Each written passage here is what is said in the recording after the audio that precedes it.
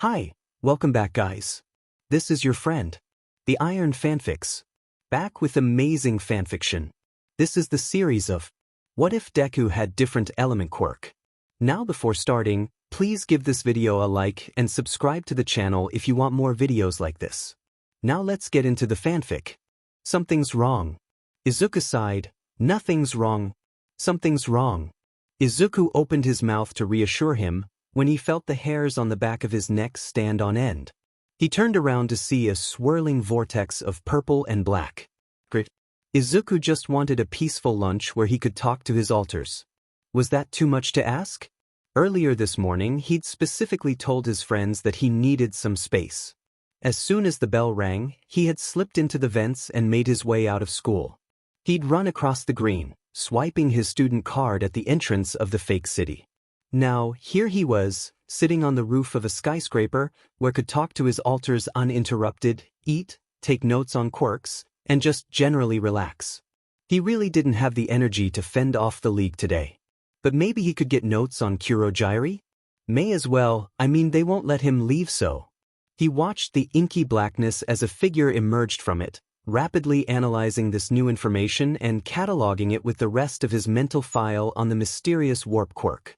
Izuku ignored the emerging villain in favor of scribbling furiously in his notebook.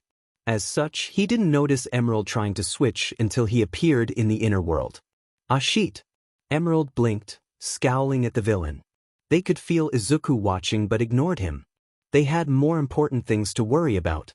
The hell do you want? Inside their head, Izuku whined at the brash tone they used. He's dangerous. I don't want you getting hurt. Emerald scoffed, as if he could lay a hand on me. Shigaraki looked outraged. You're just an insignificant NPC, Midoriya. Sensei wants you for some reason, probably for an experiment. But you have the chance to be part of something greater. You have a chance to be part of Sensei's great empire. Join me. He dramatically reached his hand out. Emerald burst out laughing. Shigaraki recoiled. What are you laughing at, brat? I've offered you the chance of a lifetime. Emerald stopped, blocked the others from viewing, and straightening to look Shigaraki in the eye. Okay, several things. 1. I'm laughing at you, man-child. Insulting people isn't a great way to get them on your side. 2. I hate you, so there's no way I'd join you. 3. I ain't insignificant, beach. I'm the hidden boss of this level. The villain lunged, hand reaching for their face. Emerald twisted to the side, grabbing his wrist and forcing it backwards, taking sick pleasure in the resounding crack. Shigaraki let out a strangled cry, wrenching away from the other and cradling his broken limb. Like I said, I hate you. This time, Emerald lunged, sweeping across the ground and pulling Shigaraki's legs out from under him. The man landed on the concrete with a thump and another crack. Emerald smirked. Oh, that sounded like a fractured skull. If you don't stop fighting now, you could make it so much worse. Shigaraki pushed himself slowly off the ground, taking a few staggered steps towards his opponent. Looks like a concussion too, fingers crossed for brain damage. The man collapsed, finally succumbing to his injuries. Emerald wandered over, breaking another 2 of his fingers and delivering a sharp kick to his side, before taking his phone and dialing Kurogiri. They collected Izuku's belongings before running down the stairs and into one of the building's bathrooms. Shoyuta was having quite a good day. Zashi hadn't woken him up with his screeching. He had gotten a whole 5 hours of sleep, and none of his problem children had done anything stupid. He was even feeling somewhat peaceful. This peace was completely shattered when Nedzu popped his goddamned snout out of the vents and dropped a flash drive onto his desk. I think you may want to watch this. When you figure out why and how and such, please tell me. With an infuriatingly calm smile, the rat bear mouse thing popped back into the vents and was gone. As much as Shoyuta had planned for the day's gym class, this was more important. He set everyone to sparring and left Yaoyorozu in charge of assigning partners. Problem child, could I speak to you please? Normally he would be blunter, but the kid was undoubtedly traumatized, and that meant he had to be soft. Problem child shot up, eyes wide. Of course is a. Shoyuta swept off, turning the corner and into a small courtyard, fenced in by trees. You know that Nedzu has cameras all over the school, yes? Midoriya's nod was slow and more than a bit confused. And that he notifies me, as your homeroom teacher, if you do something worth investigating? The nod was even slower this time. Then could you please explain this? Shoyuta pulled out his phone, unlocked it and pressed play on the video. Midoriya watched in silence, eyes widening minutely. Shoyuta clicked the off button, stowing his phone back in its pocket. Midoriya didn't move. Problem child?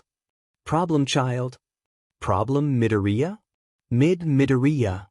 The kid snapped back into reality, flinching violently. Shoyuta frowned, filing the response away to analyze later. Yes, Aizawa-sensei? Oh, sorry. Did I zone out again? I do that sometimes, sorry. It isn't really something I can help though, but I'll do my best to not do it again. Wait, I'm not going to get in trouble, am I? Because I know that some teachers don't like when I zone out, but I didn't think you would mind. Oh, DMN. I've probably annoyed you. You probably think I don't care or something. I'm sure whatever you were saying is very important, only I don't know what it was. If you could repeat it, that would be amazing, but if you can't, that's fine.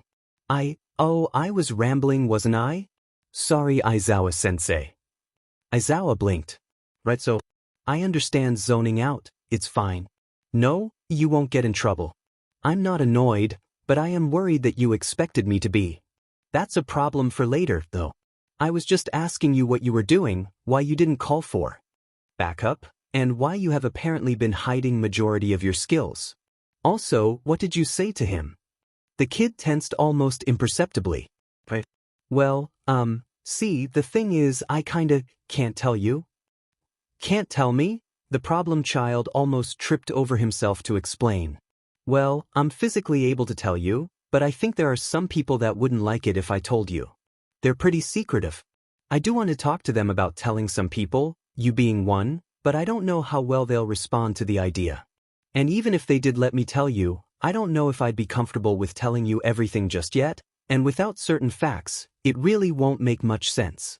And also, it's pretty complex, so I wouldn't be able to explain it all and answer your questions and stuff between now and the end of class. The more he heard, the more his heart sank. Problem child, you don't have to answer this if you don't want to, but are you involved with a gang, or drags or something? Midoriya's eyes widened. Oh gosh, no. Well, she paused. Yo, I have not engaged in any illegal activities that you aren't already aware of. I have knowledge of some crimes that you don't necessarily know about, but I wasn't part of them in any way, shape or form. I cannot tell you how I know about them, or what they are. Nothing I am withholding from you has any potential to cause you or others harm by virtue of not knowing it. It was kind of disturbing how iron-tight that statement was, as if the kid had practiced this kind of stuff. Shoyuta hoped he hadn't. Okay, I can live with that, problem child. But if you decide you want to tell someone, or need to talk about anything, I'm here. Okay? Okay. In the privacy of his office, Nedzu frowns, replaying the footage of his student's statement. The pauses seemed almost as if someone was feeding him lines. This was worrying. But, given the statement, he wouldn't intervene just yet.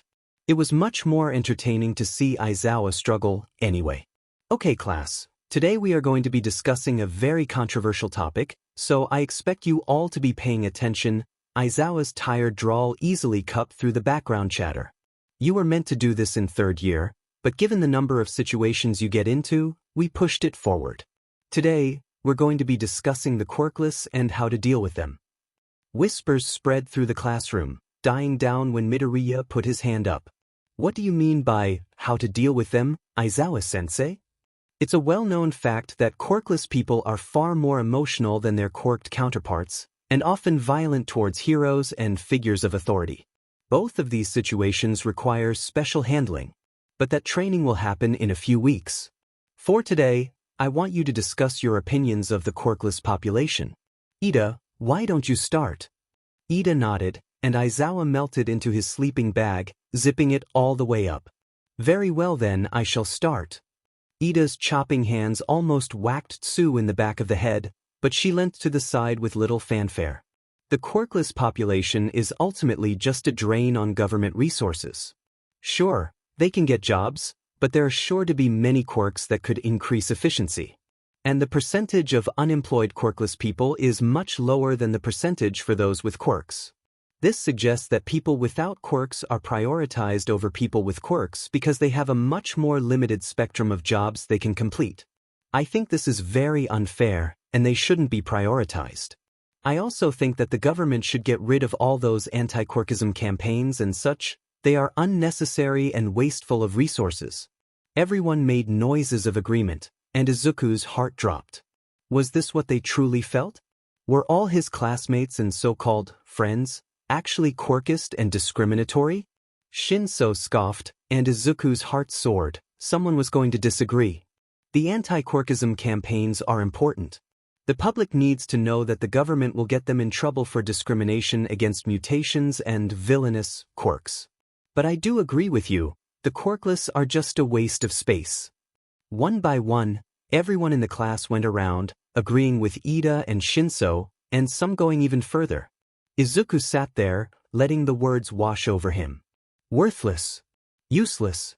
Waste of space. Entitled. Helpless. Failure. He had put on an appropriately serious face, but you could still see the emotion in his eyes. I wonder if we could find a way to tell if someone is quirkless before they're born, so then the mum can get an abortion? Izuku's face went perfectly blank, posture relaxed, staring straight at the board. He stopped doodling, stopped fidgeting, just closed his notebook and stowed it in his bag. You need to agree with them. You can't risk them getting angry. You don't need to deal with this sheet. Show them how wrong they are. I don't think that's a good idea, Emerald-sama. Deku, seriously, this is UA. No one is going to attack us for speaking our mind. And drop the sama.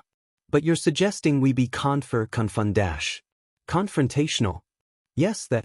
And we won't have any supporters and everyone will hate us and I'd co-front. I don't think either of you two are up for it. Deku and Emerald whirled around to face Loki.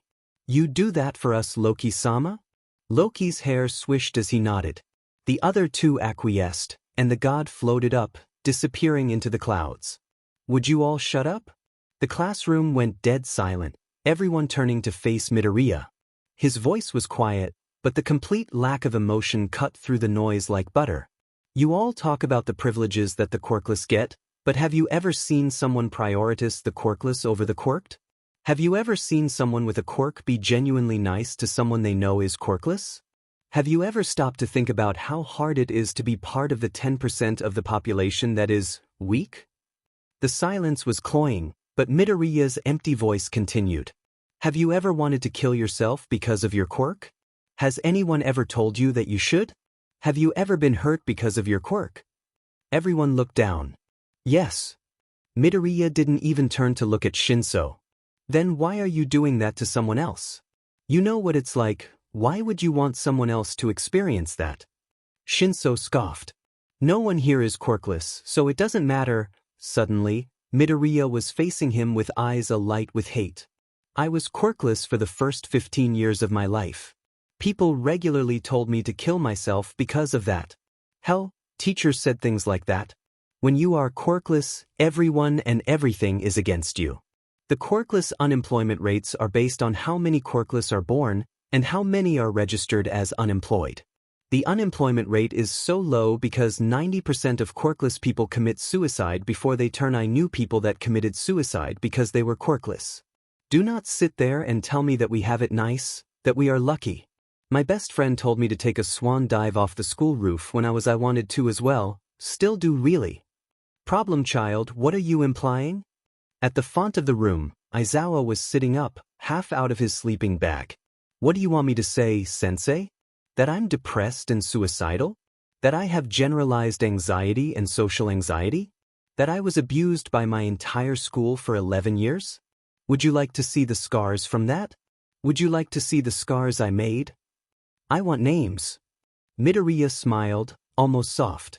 Aldra Junior High School. Karashitada, he was a teacher. Masahiko Kiabu, he was a student. Tsubasa Naoki, also a student. And of course, for the grand finale Bakugo's face paled. One Bakugo Katsuki. Happy hunting Aizawa-sensei. Aizawa turned to face Bakugo with storm clouds boiling over his face. Don't expel Bakugo, please. He'd most likely turn to villainy and I'd like to avoid that if I can. Thank you. Aizawa raised an eyebrow before nodding once, moving towards the door. Oh, and Aizawa-sensei? He turned back to look at his student. The quirkless are often more emotional and violent because they learn very early on that the authorities don't care about them, and that they are often very quirkist. So, they're either scared, or they get angry to make themselves look stronger, which lessens the chances that someone will attack. And that kind of knowledge is why we're going to see Nezu and then Hound Dog, Problem Child. Midoriya nodded once, grabbing his bag and making his way out of the classroom. Internally, Aizawa was panicking. Problem Child got his quirk at 15 and didn't think he needed to know? The training needed to be so different. This explains why he shattered his bones so often. Also, all of that stuff about being quirkless was scary. As someone with a villainous power, he was hated and bullied, but they didn't take it too far for fear of what he could do. With a quirkless person there was no such worry. He really needed to talk to Nezu about this. And Problem Child needed to talk to Hound Dog. Who knows what had been missed? Shoyuta was nearly silent as he slipped through the window. The folder in his hand had made the climb a bit tricky, but the challenge was worth it. He padded across the room to the desk, placing the documents onto it. Shinso shifted and he froze.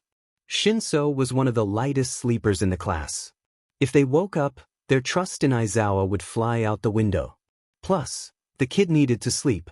He placed a feather-light kiss on his pseudo-child's forehead and slipped noiselessly out the window. Now for Midoriya. Shoyuta relaxed minutely, then tensed up again. On one hand, Midoriya should be exhausted from the day's training. But on the other, from his explosion the other week, he was most definitely traumatized and probably hyper-aware of everything. He'd have to be careful. Aizawa stopped right next to Midoriya's window. He was on a drain pipe and could stay there for hours. I know, Mum, but we need to tell them. Well, we don't have to tell everyone, but at least Aizawa-sensei. Midoriya was awake and on the phone to his mother at 2:30 a.m. And he needed to get in and out without the boy noticing. No. I know you don't think we should, but we need to. He knows something is going on. No, from the incident with Shigaraki. And possibly the whole quirkless thing. So there was something going on with that fight. It definitely wasn't the kind of thing Midoriya would normally do. He won't. He's much smarter than that. If we explain it to him, he'll accept it. No, he won't think we're lying, yes, even though Mikumo-san is a ghost. Ghost? Was Midoriya high? Shoyuta made his decision and vaulted himself off the pipe and into the dorm. Midoriya wasn't on the phone, so who was he talking to? The kid was sitting on his bed, facing the window. His gaze locked on his teacher. Aizawa raised a hand and the folder in explanation, but it was clear the boy didn't register. Izuku's eyes flashed green, same color as the lightning his quirk produced, and then Shoyuta was in the dining room of his apartment. Wait, his apartment? When did he get here? How did he get here? He was just in Midoriya's Midoriya. Of FNG course it had something to do with his problem child. Well. Aizawa went to grab his sleeping bag and noticed a note on it. Midoriya did get his folder and accepts his position. It was his handwriting, but he didn't write it.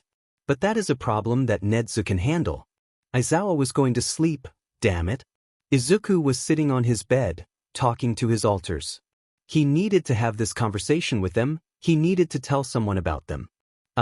Hey everyone.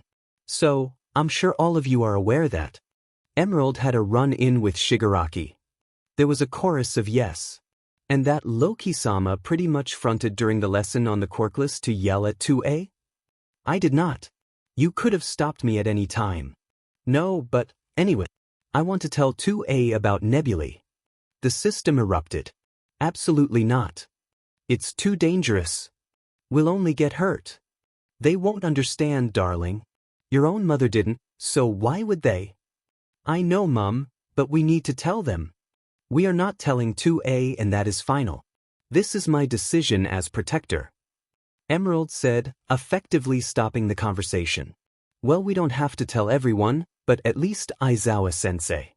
Emerald knew rationally that they had to tell someone, but that didn't make it any easier. I still don't think we should. Loki was sitting against the wall, positioned to look relaxed. No, I know you don't think we should, but we need to.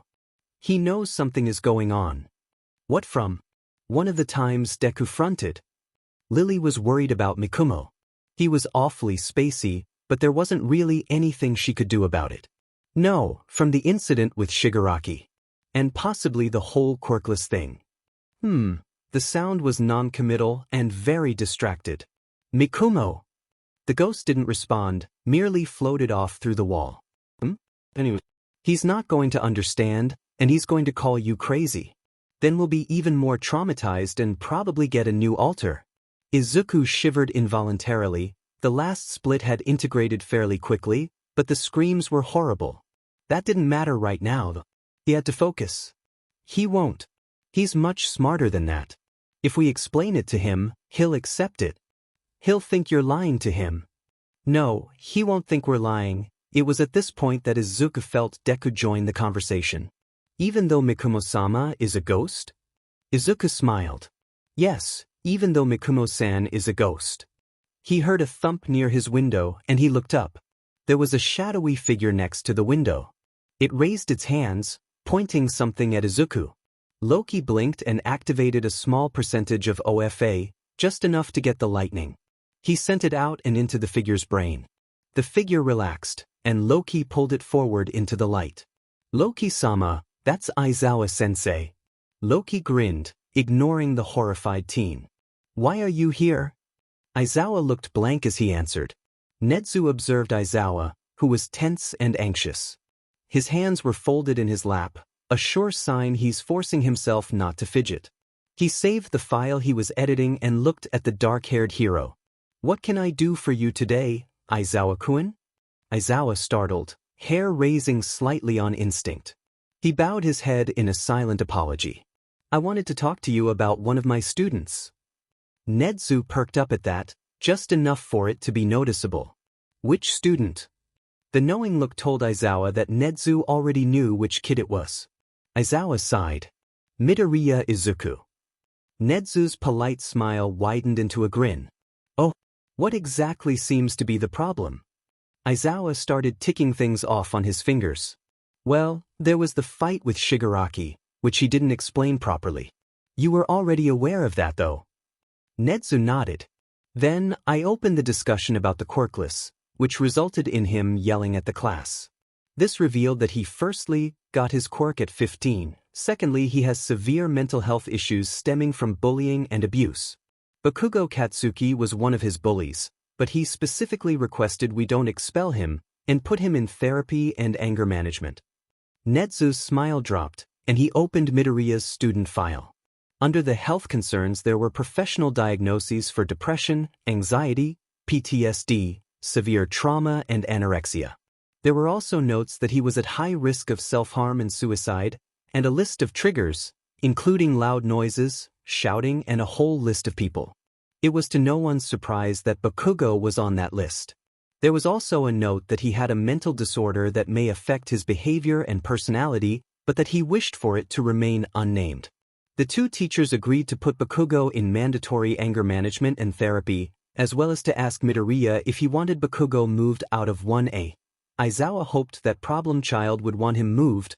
Bakugo needed to learn that his actions have consequences. Izuku stared at the two adults in shock. You what? Nezu smiled, just slightly too wide. We are giving Bakugo Katsuki mandatory anger management and therapy, as well as asking you if you'd like him to move out of 1A. We can move him to 1B or even Gen Ed if you'd like. Izuku froze, mind overwhelmed with noise. Put him in Gen Ed. Kaken? He's our friend. Destroy him. Push for the harshest punishment. I think removing him from proximity would be a good idea. Izuku's breathing sped up. This was such a big decision. On one end he could demote Kaken. It would be much easier for him to learn without the other boy. On the other, he didn't want to hurt Kaken's chance of becoming a hero. Lily sensed his distress and quieted the others, coming closer to the front. He started to breathe easier as she slid into co-fronting, running breathing exercises no one else could hear. I think that at the moment, it would be best to let him stay in 1A. I think if we push him into another class immediately, on top of therapy and anger management, he is likely to lash out. Given that he knows why this is all happening, I would likely be his target. Netsu's nose twitched, and Aizawa's eyes narrowed. When he had said that, his voice had taken on a more honeyed tone, and was much smoother and put together than usual. Looking at him, his posture was excellent as always, but he wasn't tense in the slightest. It was as if someone had taken over his body. The two adults shared a look. Very well then, I'll let him know. Netsu clapped his paws together and wrote something on a sticky note. Well, you two hurry along to homeroom now. That exam needs explaining and only one of you can do it. Aizawa strolls into class the second the bell rings, only a few minutes after Izuku did. Listen up, brats. I need to tell you about the finals. Everyone was already paying attention, but some perk up at finals, and some droop. The hero course practicals, more specifically. Everyone perks up at that. This year's practical, you will be split in half, with 10 of you playing the hero team, 10 the villains. Whispers dart around the room. Each team will have a leader, who will be able to organize their team however they wish. Each of you received a folder last night.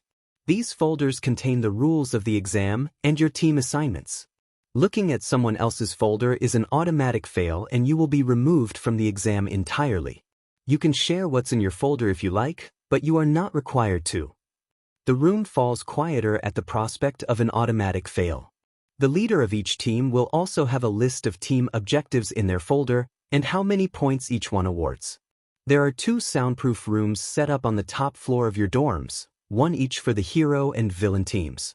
Aizawa sat on the floor in his sleeping bag and drank his coffee, watching the kids all pull the folders out of their bags and flick through them. He knew all of the assignments, and he had to say it was an interesting combination. He was almost excited to see how it would pan out. Ochako looked down at the manila folder, taking a deep breath before peeking in the cover.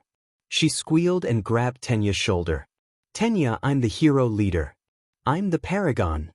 Tenya blinked at her, then smiled stiffly.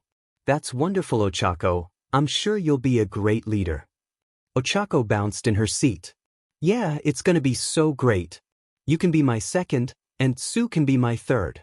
Deku and Shudo will be moral support, obviously. Tenya looked at the ground. Ochako, that's not going to happen. I can't be your second. Ochako pouted. Why not? I understand that you don't like favoritism and all that, but you're the best Choi Dash. I'm on the villain team. Ochako ground to a halt. What? Tenya sighed, looking to Shudo and Izuku talking with Momo in the corner. Ochako, I'm on the villain team. As are Shudo and Izuku. Ochako's good mood crashed. They split us up? Tenya nodded. I'm sorry, Ochako. Truly. He gathered his things and stood, walking over the 3 teens in tight conversation. Ochako watched him leave, then shook her head, leaning over Ida's desk to talk with Tsu. Having been awake when the folder first arrived, Izuku has spent the entire night planning, backup upon backup, and now he had to hold his first meeting. He had added everyone in the villain team to a secure group chat on the app they used for hero work, and named it Destruction, TM. Destruction, TM. Deku, hey everyone, made this chat for secure communication amongst the team. I know who the villain leader is, and they'd like everyone to know there's a meeting at 5 p.m. in our meeting room. They'll reveal themselves there. Chargebolt, but why can't they just reveal themselves over chat? Shudo, are you telling me you could receive that information without reacting outwardly? Chargebolt, totally. Shudo, fun fact. I am in fact a homosexual. What? All eyes turned to Denki, but his were focused on Shudo. Are you serious? Shudo turned to them and inclined his head. I am completely serious, but given the way you reacted, I think my point is also proven quite well. Denki looked at him and then at his phone. Oh, I guess you're right. While it wasn't his intention, this interaction sent the hero team buzzing with the information that Shudo was the leader of the villain team. Loki chuckled from his place as co-conscious, enjoying the misdirection, lies and chaos already. Izuku walked into the room on his phone. He knew he was the last person to enter, so he nudged the door closed with his foot, slipping his phone into his pocket so he could lock the door. He felt his phone buzz twice and he smiled. "Hello everyone, I'm the villain leader."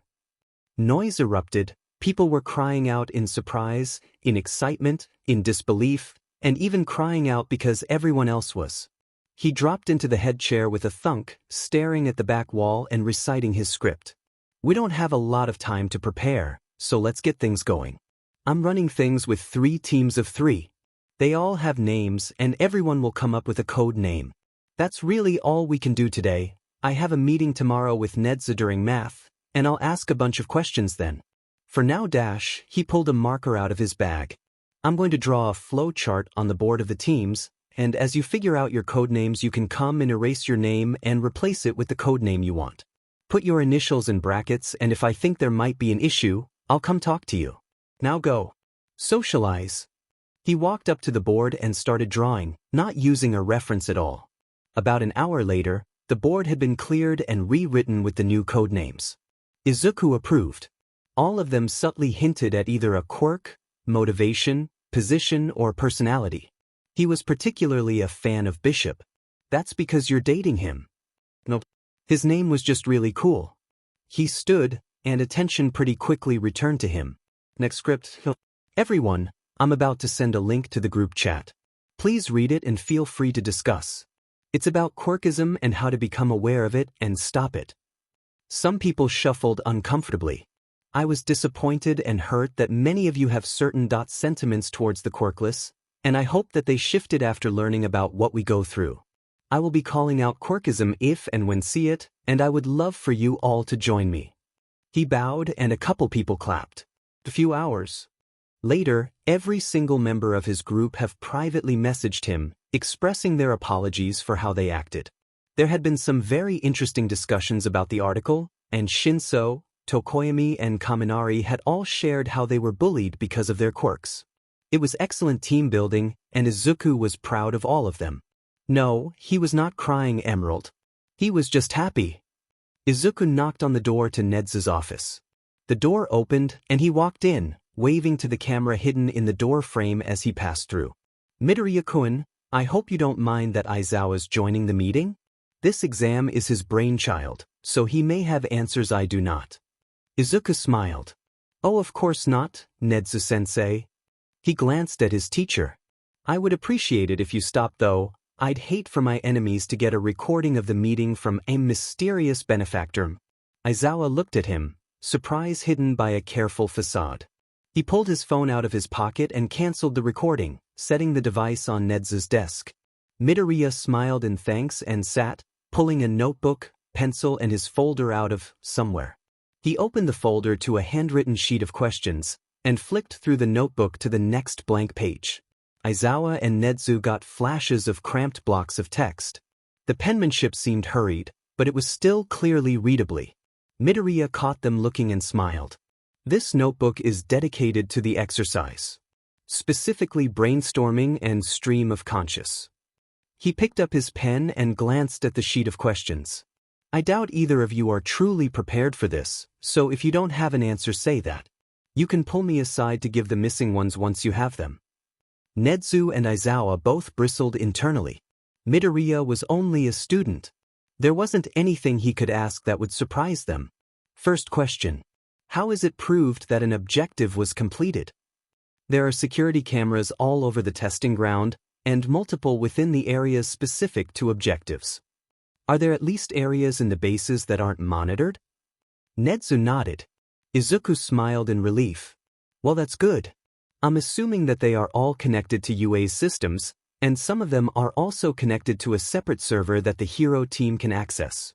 Aizawa raised an eyebrow as Nedzu nodded again, something akin to excitement bubbling up in the principal. Great. Izuku wrote a couple lines in his notebook and made a couple check marks on a separate, filled, page. What is the extent of damage permitted to someone? I'm aware that the heroes aren't meant to kill civilian bots, but what damage can they do to us, or we them?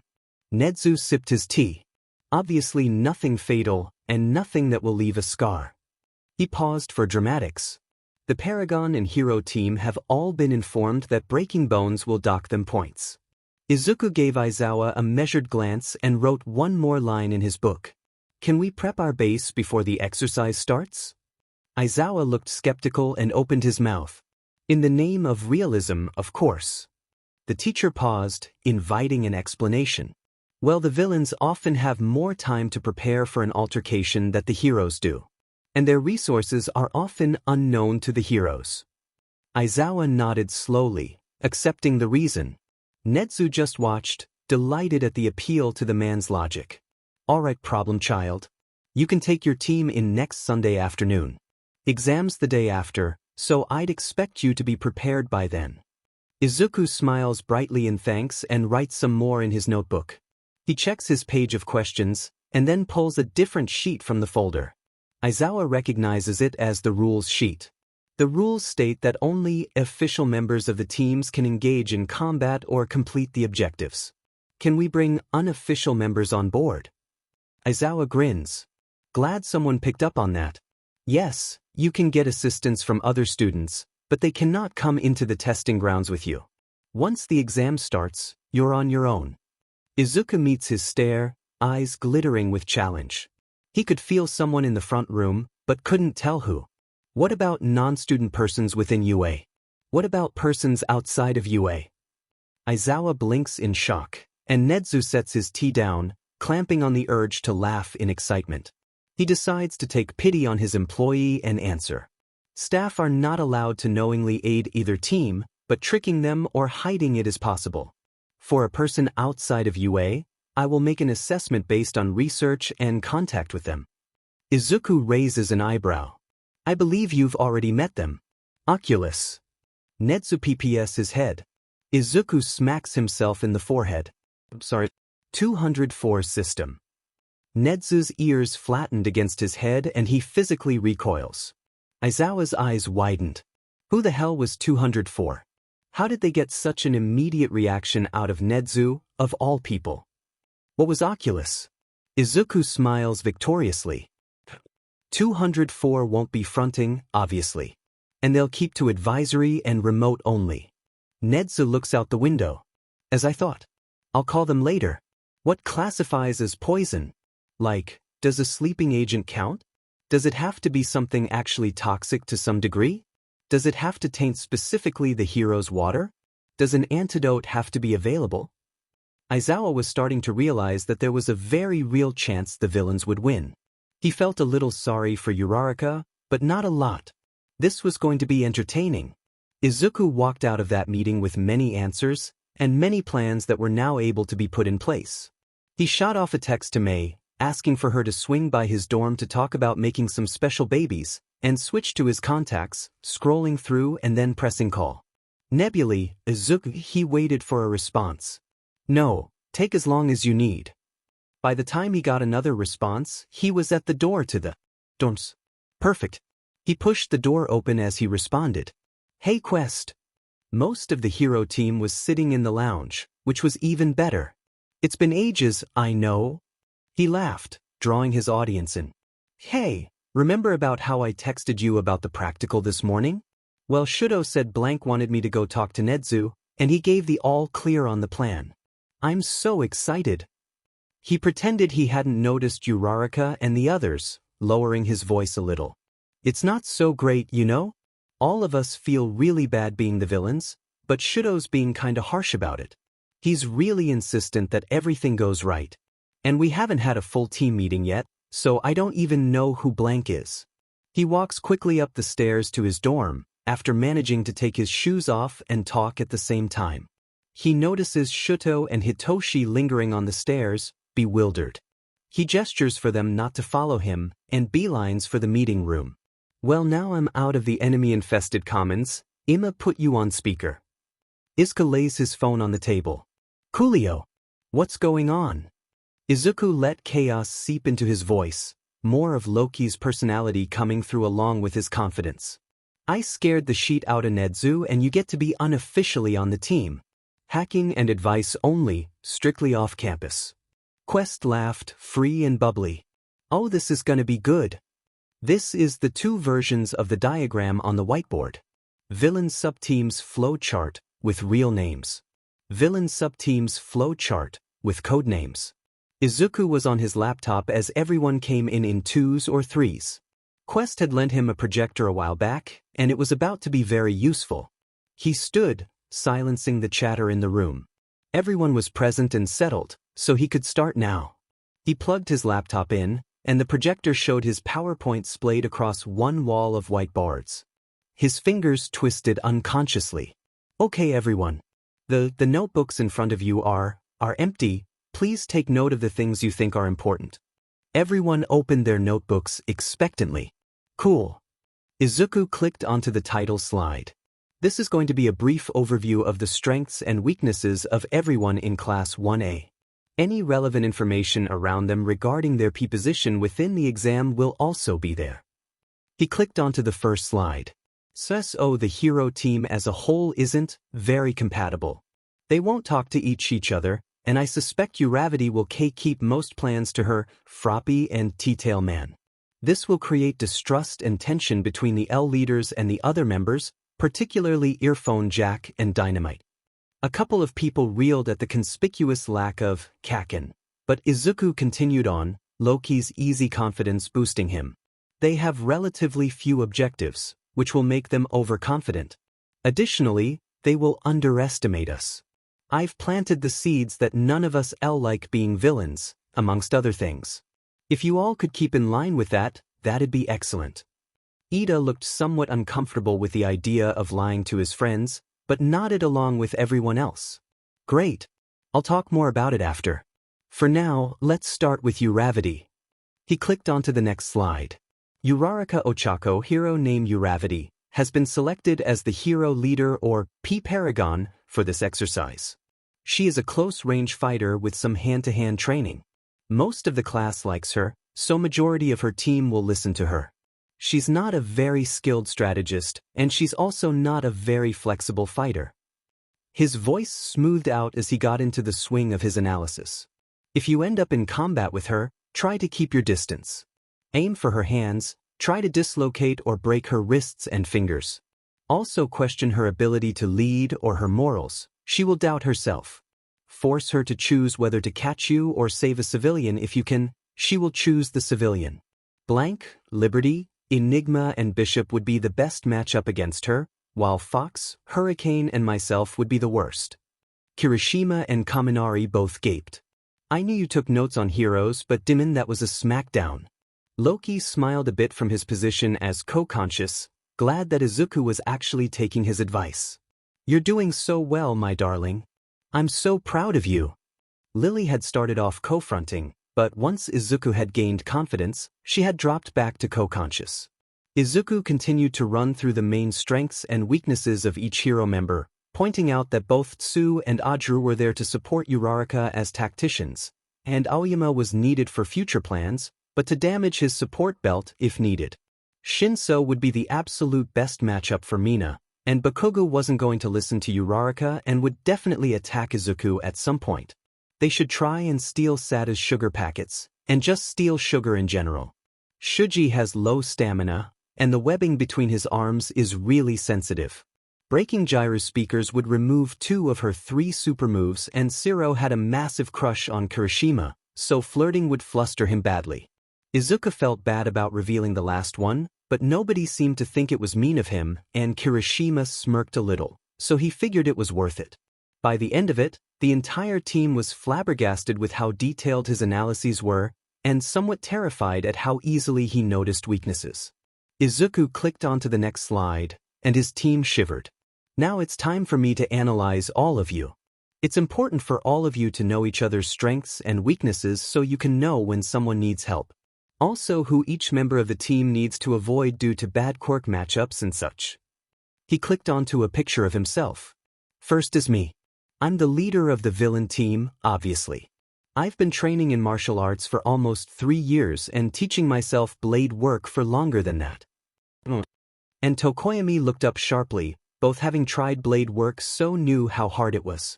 I've also been learning marksmanship from Snipe Sensei for almost 9 months, so I'm definitely getting some paintball guns for the exam. Izuku blissfully ignored the shock permeating the room.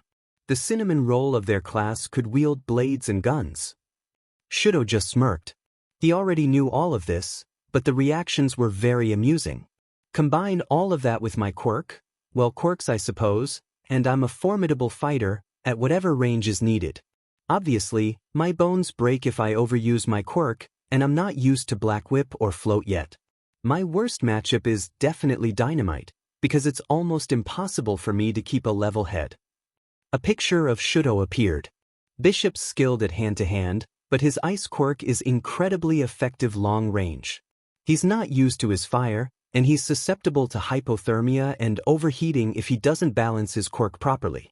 Also, he gets set off when people mention Endeavor. Worst matchup is also Dynamite. I've shared some of our history, so Shochan Bishop gets irrationally angry when fighting him. Shochan. Kaminari spluttered. Shudo nodded. Yes. I suppose you will all find out anyway. Me and Izuku are dating. There was 5 minutes of pandemonium before everyone settled back down. Right. Izuku cleared his throat. Well, next is Chariot. He's a tank, and close range only. He has a time limit on how long he can use his quirk, and he's quite slow when his quirk is active. Worst matchup is Froppy or Cellophane, due to their increased mobility and ability for long-ranged attacks. He barely paused. Dancer. Obviously very fast. He's not very good at turns though, and gets irrational when people he cares about are in danger. Worst matchup is Uravity. Ida nodded seriously and made studious notes, though he did wince when Izuku pointed out his irrationality. Angel is leader of Ivy League, trained in martial arts and use of various weapons. She's a good strategist, though she doubts herself and often doesn't voice her opinions for fear of being ridiculed. If she overuses her quirk, malnutrition is a very real danger. Worst matchup is Earphone Jack or Tentacle. I thought she'd be great against Jairu, though. Momo winces and Izuku glances at her. In terms of quirks and physical abilities, yes, she is a good match. But once you bring emotions and interpersonal connections into the mix, she becomes at a great disadvantage. Specifically, Angel and Earphone Jack are quite close, and Angel is likely to feel rather guilty if she hurts them. Momo was glad her crush hadn't been exposed, and was even more glad that Midoriya managed to answer in a way that was mostly truthful. She was somewhat confused as to how he knew about it, though. Izuku was immensely grateful that Lily, Mikumo and Loki were in the front room to help him answer questions. He for sure would have screwed that one up if they weren't. Next is Hurricane. Incredibly strong super move, but it can only be used once. Already working with him to create alternate attacks by using support equipment so he can fight longer. Obviously they are incredibly vulnerable if they overuse their quirk. Hagakure sniggers. You mean Way Mode? Izuku stares at her, letting Loki come up into co-fronting. No, and I'm calling quirkism on that name. You read the article, and you were there when he said he got teased for his quirk side effects. Do you think you using that name brings him any positive memories? Hagakure stuttered for a bit, turning to Denki and apologizing. The electric teen seemed surprised that Izuku had actually called it out, but accepted the apology. Right, well, if they overuse their quirk it becomes priority to get them out of there safely. Every event will be monitored, and things can be done if you're all engaged. But worst matchup for him would be Cellophane. A photo of Kuda with its bunny-produced coos from all over the room. Fox has incredible recon abilities, and actually rather high strength. It struggles with anxiety and is selectively mute, but it's also very thoughtful and quite smart. Given use of animals, it's a fierce fighter. Worst matchup is Dynamite. Kuda smiled at him and he smiled back. Tokoyami shielded their eyes, muttering about needing sunglasses for the brightness. Then is Blank. Leader of the Shadow Band. He is also pretty good all round. Obviously their quirk is incredibly useful, but they're fairly competent in hand-to-hand, have rudimentary knife skills and somewhat competent use of the capture weapon. They obviously work best in darkness or ambushes, and is at a disadvantage as everyone knows their quirk. His worst matchup is Tentacle of Froppy. Shinso nodded, making lazy notes. Liberty obviously is best for stealth, though her flash attacks are very effective when needed. She has high flexibility and good resourcefulness. She has good combat abilities, but is really only close range. Worst opponent is Dynamite or Earphone Jack. Possibly also Tentacle, depending on if he makes ears or not. Izuku clicks to a cutesy picture of Tokoyami and Dark Shadow. Finally, there is Enigma. Strong quirk, but light is a large weakness. Also, keeping control of their quirk may be challenging depending on light levels. Long-range fighter, but can do closer if needed. Worst matchup is Dynamite, simply due to the light issue. There was almost 20 minutes of further discussion over strengths and weaknesses before Izuku saw a notification pop up on his laptop. He smiled, raising a hand. Silence fell quickly. I'm sure some of you noticed that on the rules, it specifically discussed official members. Momo and Tokoyami nod. Well, as it turns out, we can have unofficial members. Whispers broke out, but Izuku called for silence once again. After discussion with Nedzu and Aizawa-sensei, I have brought Hatsum Mei on to help with preparations and weapons. Ida shivered against his will, and Shinso cringed as he remembered the ordeal with his voice changer. I have also brought on someone from outside of UA. More than one person recoiled. Izuku pulled Skype onto the projector, where he was calling someone named Oculus. The call was answered, and an androgynous but young voice burst from the speakers. Hello. I am Oculus, and I will be acting as technological and tactical support through prep week and the exam itself. For those that may be wondering, my pronouns are they and them. Ida stood up. This is very unheroic behavior. We should not do this if Uraraka is not also doing it. For one thing, Stain. Also, you're on the villain team, so unheroic is your whole thing. Thirdly, the heroes got the same rules you did. Nebula can't control whether or not Uravity and her lot pick up on it like he did. Oculus' voice was deadpan and somewhat sarcastic, and Ida blinked and awkwardly sat down. Oculus sighed. Well, hi. To be honest, you probably won't interact with me very much. I mostly do backstage stuff. An alert sounded from their end of the call. What the thing you rat? Rapid typing was heard. Sorry, I have to go. Something's come up. The call ended before anyone could respond. So, yeah? That's Oculus? That's all I really had for today's meeting. Tomorrow we start training. So, prepare for that. Have a good evening, I guess. Izuku busied himself disconnecting the projector and closing his laptop as everyone left in 2s and 3s. Well, that wasn't a total failure. It went wonderfully. I'm proud of you, Izuku. You faced your anxiety so well.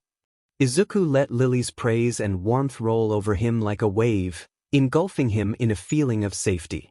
The next week was a whirl of training, planning, and explosions. Blame May. Izuku was thriving with all the organizing and planning, even if the public speaking bit was hard. Besides, he had Loki-sama and Emerald-san and Ma to help him. Izuku and Denki coughed as acrid smoke filled the workshop, May cackling as she extinguished the flaming invention. I thought you said it wouldn't explode? Denki had covered his face with his shirt and was pushing all the windows wide open. May cackled louder. But it didn't explode. It just flamed a little bit. And I need to replace some of the parts and tweak a bit, and then it should work perfectly. Izuku and Denki shared a commiserating glance. They were not getting out of this unscathed. No. Vixen, you cannot turn all of All Might's text pink. Vixen pouted from the video chat. Not even a little bit? Izuku shook his head. Vixen pouted for a bit longer, then brightened. What about Vlad Ki-Dash? They gasped in delight. Monoma. On Wednesday, Emerald had organized for a little training game. At ground beta, they stood in front of a crate of paintball guns and grenades, all with blue paint. Their team looked excited. For some reason, May made the first batches of paintballs in blue instead of red. So, we're going to play a little game. Since some of you seem to be doubting my abilities since I haven't been training with you all. All of you against me. They pulled their own paintball gun out and shot it at the wall, splashing it with purple paint. 60-minute time limit. If you get hit in the torso or neck up, you're out, and can join May in the control room to watch on the cameras. Time starts now. They sprinted away, catching a fire escape coming around a corner and swinging themselves onto it. They climbed fast and quiet, smirking once they reached the roof. They aimed their gun from the roof and pulled the trigger, watching as purple bloomed across Toru's neck and shoulder. She threw her hands in the air and laid the gun back in the crate. Kirishima was equally easy to take out. He wasn't made for stealth in the slightest. He had hardened his full body to bust a wall, so a quick shot to the back of the skull was all it took. He looked somewhat annoyed that there was paint in his hair, but he smiled cheerfully at Emerald when he spotted them. Denki, Fumikage and Kuji were all sniped as well, meaning over half the team had been hit within the first 15 minutes. Emerald felt something creep up behind them in the alley and rolled sideways, blue paint splattering onto a dumpster. They dropped the gun, lashing a foot at the barrel of the other gun. When Momo's second shot was sent flying sideways, she dropped the gun and pulled a staff out of her stomach. She twirled it and lunged. Emerald brought their arms up in an X, wrist guards vibrating with the hit. They rotated a hand and gripped the other end of the pole and yanked, twisting. Momo was forced to retreat as she started to produce another staff. Emerald pulled a grenade off their belt and pulled the pin, lobbing it at the girl. It hissed, spewing sticky purple mist into the alley. Momo sighed, aborting the half-made staff on the ground. Emerald picked up their gun and nodded to their opponent. "Thanks for the staff." Momo felt like Izuku's voice was deeper than usual, and there wasn't really any of the normal cheer, but it was fine. He was probably just really focused or something. Tenya paced along the road, searching for his target. He was fairly confident that he would be able to capture his friend, but he was still trying to be aware of his surroundings. A figure strolled out of an alley directly in front of him, and he revved his engines to leave. The figure turned to face him, and he realized it was Midoriya. He revved his engines and sprinted straight at him. The other teen didn't even flinch, and Tenya felt something smash into his chest, liquid dripping down his gym uniform. He skidded to a halt, preparing to see blood. What he actually saw was a circle of bright purple. He looked up to where Midoriya was, but he had disappeared. Emerald sighed as they came across the veritable glacier protecting Todoroki. Knowing there were no cameras in this area, they blew a stream of deep orange flame at a weak point. 5 minutes later, they came out on the other side of the glacier. Their throat was tickling, but it was fine. Todoroki was standing on a pillar, facing away. Emerald smirked, shooting at his back. The shot was low, so it hit the backs of his knees instead. He crumpled, falling forward off the tower. Emerald sent Black Whip out to catch him, knowing Izuku would cry if they didn't. Not that they particularly cared, but Lily would probably punch them. They brought the boy to the ground and pulled out a paint bomb, coloring his red and white hair a uniform purple. They released him and showed him a picture of his new hair color. He looked excited. "I should dye my hair." Emerald smirked and nodded. They crouched and leaped, crashing loudly into the concrete sidewalk 6 blocks away.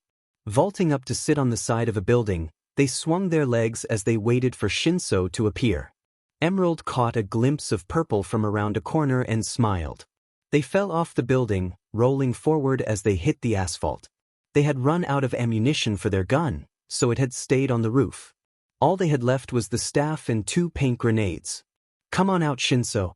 I know you're there." Hitoshi cursed, but crept out, gun aimed at his friend. He was eternally thankful that Midoriya had taught them the basics of gun handling, so he could actually use the paintball gun to some extent. They never got the chance. As soon as he was out in the open, there was a live paint grenade at his feet. As purple spewed over his uniform, all he could think was F-. Emerald swung their staff like a croquet mallet, batting the grenade into an alley. "If it makes things any better, you lasted the longest." Emerald let Izuku up into co-fronting, so their voice had heightened into its more usual range. "Now come on, we have to go find everyone else." Izuku stood over his teammates, who were all sprawled on the floor in varying states of tired. "Come on guys. Only one more set and you're done for the day." Shudo was the least affected, but even he was leaning against a wall, breathing heavily. "Aizu, I don't think they can. I could get maybe halfway through before we reach home levels of exhaustion." Izuku frowned at him for a moment, before nodding. "You all can be done. Shochan can run you through warm-downs while I finish up my routine." He walked over to one of the machines and started prepping it, smiling to himself as his boyfriend corralled the others into doing some gentle stretches. Lily stood in the boys' bathroom with the rest of Izuku's team. Hitoshi and Denki were walking everyone through how to change their face shape and emphasize various features. They were only going to be using code names, so disguising their identifying features was the next logical step. Once everyone had the basics done, Lily stepped up to show everyone how to conceal bruises and marks, making sure to act like Izuku as best as possible. After training with Izuku, they all had plenty to practice on. Everyone took to that surprisingly well as well. Denki and Ijuru stayed behind with Momo to learn about the more fashion styles of makeup. Shudo stayed back and worked with Lily to figure out if they could cover his scar. The test was successful and made him look significantly different. Kirishima blinked at his classmate. "You want to dye your hair purple?" Todoroki nodded, and after a moment, Kirishima sighed heavily. He grabbed his phone and pulled up the website he bought his dye off. "I already have bleach and stuff, but what type of purple?" When he saw Todoroki's paint-covered hair, he burst into laughter, but smiled. "Yeah, we can manage that." If Kirishima and Todoroki bonded over hair dye and cooking fails, well, no one else was there to question how Shudo lodged a saucepan lid in his ceiling. When Aizawa and Nedzu arrived at 12 o'clock on Sunday afternoon to oversee the villain team's prep time, the entire team was standing in a close-knit group. If you looked further, you could see it was 3 groups of 3, with Midoriya slightly forward. Midoriya stepped up to meet them, bowing 90 degrees. "Thank you for allowing this, Aizawa-sensei, Nedzu-sensei. We are immensely grateful for the advantage." Aizawa sipped his coffee and waved him off, Nedzu scurrying over to the gate with a large key. "Well then, let's see what you have, villain team." Nedzu's squeaky voice rang out as the gates swung inwards, smooth as silk. Midoriya smiled. "Hurricane." Kaminari pulled away from his quiet conversation with Yamamo and Kuda, walking over quickly. He threw up a peace sign when he got to the trio by the gate. "What can I do for ya, Nebula? Can you lead the conga? Single file to single ladies?" Kaminari grinned, tapped his phone a couple times and then jogged into the fake city. Everyone else ran or sprinted to fall into line behind him. Nedzu noted that everyone seemed to slow down or speed up as different people fell into line, suggesting that there was a specified order that they ran in. He half wondered if it was based on rank of some kind, but having someone ranked as the lowest would be bad for morale. Perhaps if it was a competition of some kind it would motivate them, though. Tearing across the wide, concrete pathways was a car. It was a bland gray and looked to be rather unremarkable, apart from the fact that it was tearing towards them at about 150 kilometers per hour, and totally and completely silent. It pulled to an abrupt halt barely 20 meters away from them, and a grinning handsome maid jumped out of the driver's seat. "Zoo, it's so great. A real dream. You'll love it." Midoriya smiled and hauled open the trunk, easily lifting the modified bicycle out of it. May nodded in thanks, hopped on the could it still even be called a bike, and cruised away, a mechanism pedaling for her. The car pulled up at one of the shorter skyscrapers. Midoriya jumped out of the driver's seat and his teachers emerged from the back, only now noticing that Todoroki now sported a full head of vibrant purple hair. Temporarily changing hair colors is a good disguise tactic. Good job, problem child. "Thank you, Aizawa-sensei, but I didn't have any part in his decision to dye his hair purple. He organized everything himself. And it's not temporary. The bleach and re-dye took so long that he's now very good friends with Kirishima." Nedzu looked intrigued, and Aizawa just looked tired. "Right, well, we need to set up." "Excuse me." Midoriya walked towards his group, car making a beeping noise once he got far enough away. Aizawa tested it, and sure enough, it was locked tight. Emerald lazily raised a hand, gradually acquiring the attention of their team as they listened to Izuku. "Right, everyone?" They made sure their perfect act of Izuku was in place, all the way down to his rolled-in feet. "You all know your assignments, we went over it last night. Fox and Shiozaki got everything in yesterday, now we just need to go get it. Dismiss." Their subordinates fell into a 3x3 grid, each column one of the smaller teams. They all started jogging as one, eventually each team splitting off to get to their different locations. Emerald pulled a laptop from the car and rested it on the hood of said car as it turned on. Izuku came into co-fronting, taking control of the hands and typing furiously. Let's get this online. Nedzu walked toward his student, interested. Emerald pushed the body's hair back, pushing a button on a matte black earpiece. Testing. Troop, do you copy? 3 voices rang out affirmative. Shadowband, do you copy? Another 3 voices. Ivy League, do you copy? The final 3 voices came clear through the comms system, and Emerald smiled. All clear, good job everyone. Leaders to Alpha please. They tapped the earpiece 4 times, not paying attention to their teacher's somewhat hidden shock. Mission reports. Go! If Aizawa and Nedzu weren't shocked before, they certainly were now. 4 cars of varying makes sat in the building's underground car park, and half the villain team were in the middle of unloading them, sending them off to be refilled, and then returned to be unpacked again. And then the van came down. It was a bright orange, with a plumber's logo emblazoned on sides and back. Its doors swung open to reveal a costume rack, and stacked cases labeled accessories. Hagakure squealed in excitement when it was opened and immediately grabbed one of the cases labeled Liberty. She snapped it open to reveal a case of what looked to be makeup products and some jewelry. She grabbed another one and opened it to show a coiled whip and a pair of nunchucks. Beneath the safety of her quirk, she grinned. Ah yes, they are going to hate us. Emerald laid on their bed. They were sitting in their dorm, in full hero costume, waiting for the message. They got a ping from the villain chat and opened their door, clearing the stairs with a single jump. Once they were out of the dorms, they activated one for all up to 46% and sprinted to the testing ground. They skidded to a halt, drawing the attention of everyone there. Izuku took over, curling in at everyone's eyes on him. I am so sorry. I'm late. My alarm didn't turn on NT, then I had to get one of the Su support guides to de my costume out of the labs F for me, and then the there W were pi isius me missing G that I had T to track act down dash. A couple of the heroes laughed, but his team played their part perfectly, looking annoyed and standing in 1s or 2s. Ida had even wormed his way to stand by Ochako, which was perfect. Aizawa waved him away, so he went to stand awkwardly on his own. Once you are let in here, you will not be yourselves, but either a pro hero or a career villain. Play your parts accurately and do your best. There is a 60-minute grace PRD where you cannot attack each other. Good luck. The teacher stepped away to allow everyone into the gates. The heroes had all crowded around Ochako, but the villains all milled around, not really doing anything. After about 5 minutes, Shudo clapped his hands, drawing attention from both teams. Everyone be at base in 15 minutes. He hadn't bothered with the comms, voice loud enough to carry across the entire class. It cemented the idea that they were disorganized and inexperienced, which would give them the advantage. Hagakure stayed back, unseen, trailing the heroes to find their base. It was one of the biggest buildings in the city and was helpfully labeled Hero Agency.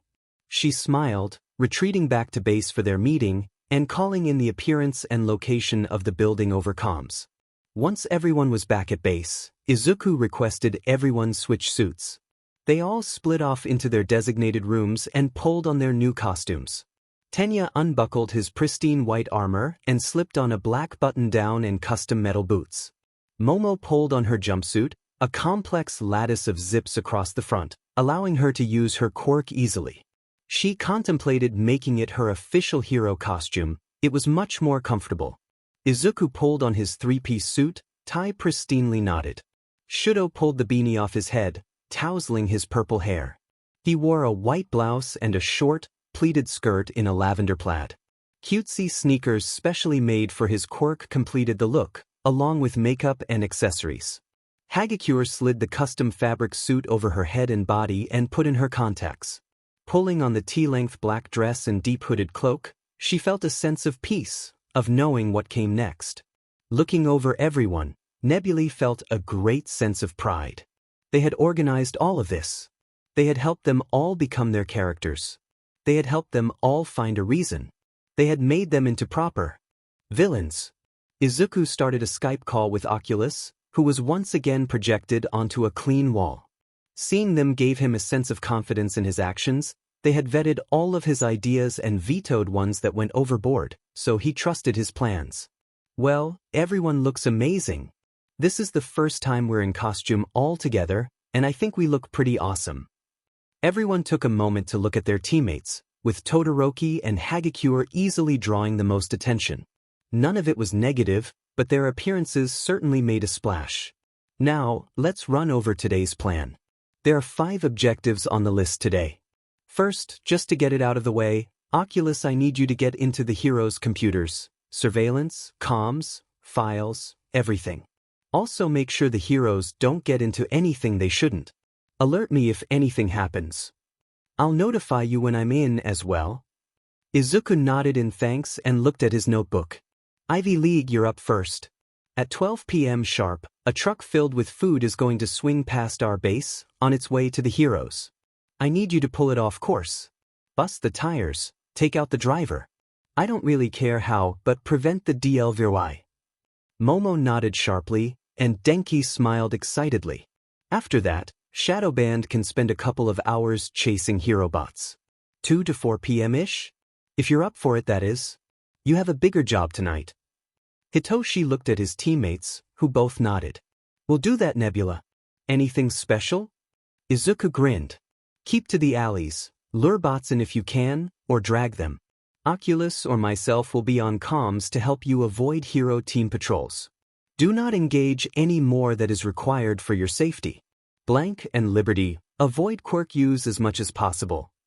The 3 all smiled, and Dark Shadow let out a cackle from somewhere. At 5:30 there will be a train full of civilian bots running on the other side of the city. Troop, I want you 3 to crash it. Tenya looked like he wanted to protest, but Shudo put a hand on his shoulder. We're villains, Dancer. This is our job. Tenya nodded, relaxing back into his chair. I assume you'll brief us closer to the mission? Izuku nodded. Indeed I will, Dancer. He clapped his hands, turning towards Shadow Band and smiling. The main event of today happens with you 3, at about 10 p.m. Everyone perked up, excited to learn the big mission. His smile turned into something more sinister. We're going to poison the heroes. The room froze for a minute, before Izuku perked back up into his normal self. Well, not really. We're going to lace the heroes' water supply with laxatives. Shudo drops his head on the table with a thunk. Momo just stares. Hitoshi rubs his temple tiredly. On the other end of the voice call, Quest mutes themselves so they can laugh at the reactions on the screen. It's very clear who is and isn't used to Izuku's antics. Momo sat on a roof, flicking through camera feeds on her tablet. Spotting the truck, she followed it using CCTV until it passed a particular fruit shop. She put a hand up to her earpiece and clicked unmute. Target has passed point 1. Fox, status report. Kuji's voice was quiet, but unwavering. Allies are cleared for boarding and takedown. Momo felt some of her anxiety ease. Hurricane report. Denki started to respond, but fell silent. Almost a full 3 minutes passed before Spark responded. Sorry for the delay, I heard a hero patrol heading away from target. Passed right by my current location. ETA of 2 minutes to final location, attack prep is complete. More of the anxiety melted, leaving a pulsing excitement, anticipation. She clicked through a couple more camera views before catching up to their target once again. I am in position. Denki fidgeted as they waited, eyes darting to every noise. After what seemed like an eon, the target came into view. It was a plain white truck, unassuming. I have eyes on the target.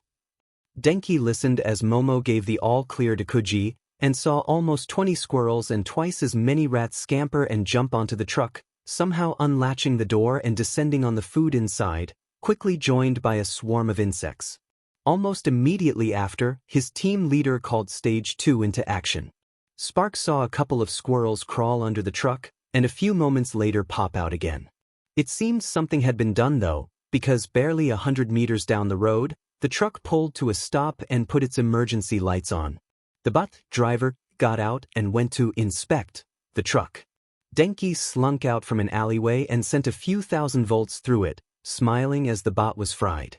Kuji recalled its allies and the two walked away from the scene calmly, following Momo's directions to get them back to base. Izuku laughed as he tracked Shadow Band in their fight against the hero bots. The bots were, knowing Nedzu, probably purposely, shitty caricatures of UDA alumni and other pros. Hitoshi took great glee in decapitating an Endeavor bot and carrying the head back for Shudo as a trophy. Shudo thought it was hilarious. Fumikage used the bots as pseudo-sacrifices in some eldritch ritual. Toru added little bows and stickers to the robots she downed. All of them somehow added a sticker to Satu, who was patrolling some of the alleys. Blank got 4 on him. None of them got noticed. Ochako straightened as someone came barreling into her office. "What is it, Pinky?" "Villains have been spotted by the train line, Sector 6, camera number 97. She panted. Ochako pulled up that camera on her laptop, staring at the 3 villains. Kirishima and Ito were very obvious, but the girl, it didn't make sense. She wasn't the right figure for Momo, and Toru was invisible. Perhaps they had snuck someone in somehow? But her hair was purple, so perhaps it was Shinso and he was cross-dressing? Or maybe trans. But it was the wrong purple? She noticed a train coming on a different camera and everything. Clicked. She quickly pressed the mic button on her headset, talking to her whole team. "Everyone, there is a train coming through Sector 6, will pass between the abandoned warehouse on 46th and the wall. There are villains at that location, and they may crash the train. All heroes in Sector 6 approach with caution. Villains are identified as Kirishima Ijuru, Ida Tenya and one unknown. Unknown appears female, with purple hair and a pastel schoolgirl aesthetic." She got affirmatives from Earphone Jack, Cellophane and Froppy. That was good. Cellophane could distract or lead the villains away while EJ and Froppy worked rescue. She would probably be needed as well. It was good that they didn't have particularly suited quirks, though. The screen went dark, camera obviously broken or destroyed. Froppy's voice crackled a bit over the comms as she noted the glacier in front of the crash, and gave immediate insights. Ochako quickly put out the call for everyone bar Twinkle and Pinky to get to the crash for rescue relief immediately. Dynamite was called to pursue the villains and lead them away from the crash. She grabbed her visor and her nausea-suppressing bracelets and float jumped towards the crash. It was horrible. Not only had the villains got away, but there had been 23 civilian casualties and 40 injuries. No matter that they were robots, Ochako had failed. Toru crept through the sewers, thick boots protecting her from whatever sheet was gathered in the bottom of the giant pipes. She followed the route Fumikage laid out for her, stopping when she got to a manhole cover. "Blank, I'm at point 1. Shinso smiled behind their mask. "Right on time." They used the voice modulator to make it sound like Aoyama was fighting a crime bot, which drew Satu in easily. He gave the all-clear to his teammate who darted up, fully invisible now, and fiddled with the hero's water pipes. She detached the filter and pulled a container of white powder out of her mouth. She sprinkled the entire container across 3 different filters, reassembled the unit and was back into the sewers before Satu realized he had been tricked. Mission success, returning to base. In the teacher's observation room, all the screens flickered, showing a message in acid green text. "Next scheduled incident begins at 9 a.m. Please get some sleep." And in smaller text, "We're looking at you, Eraserhead." Aizawa just sighed. DMN problem children. True to the message, at 9 a.m. the next morning, the villain team were all in their costumes, and had eaten breakfast and were generally alert. They were once again seated at the big oval conference table where they held meetings. Izuku was fiddling with the projector again and, soon enough, Oculus' simple question mark logo was projected onto a clean whiteboard. "Morning everyone. Excellent work yesterday. Everything went super smooth." Oculus sounded chipper and excited, where they had seemed more reserved in previous meetings. "Seconded." Izuku chirped. "You all did amazingly well. I was honestly expecting more stumbles and mistakes." There was a brief moment of everyone congratulating each other before Izuku regained focus. "Well, let's look over today's objectives. At 11 a.m., Ivy League is going to release the animal bots from the zoo. I'd like Fox to be the focus on that one, for poetic reasons. Also, backstory. Kuji nodded. Its backstory and villain MO was mostly around animal cruelty, so attacking a zoo would be perfect. And maybe it could spray paint something about animal cruelty? At 12 p.m., Shadow Band is going to infiltrate the city hall and kidnap the mayor. All of us are registered as villains in the database, but they used our school photos. This means that Liberty, you can walk right in if you wear your skin suit. Tenya, Izuku, and Momo looked vaguely unsettled at the prospect of a skin suit, even though they all knew what it was. Blank, the guards have a smoke break at 12:30 p.m., and you need to brainwash them to escort the mayor and Liberty out of the building. What is actually going to happen is that Oculus will hack them to receive your commands. But it will appear as brainwashing, for realism purposes. Enigma is there in case things go wrong and you need to brute force in or out. Toru bounced up and down in her seat, excited that she was going to be the main infiltrator. Fumikage bowed their head in assent, content to be backup for their more excitable squadmate. Hitoshi was somewhat impressed with the level of detail Izuku was putting into this, but found it amusing that he was going to brainwash robots. They half wondered if the hero team would get scared that their Quirk worked on robots now. Oculus nodded at the idea, wrote some bullet points on a sticky note and stuck it to their computer. Well then, last thing is at 4 p.m. Troop, y'all choose a skyscraper and blow it up. The team was divided between shock and an unholy excitement. Is that why you got Mei to make all those explosives? Shudo asked, smiling gleefully. Well, partly. There are a couple of missions that might need them, but you are welcome to use some if you want them. Izuku said, stifling a laugh.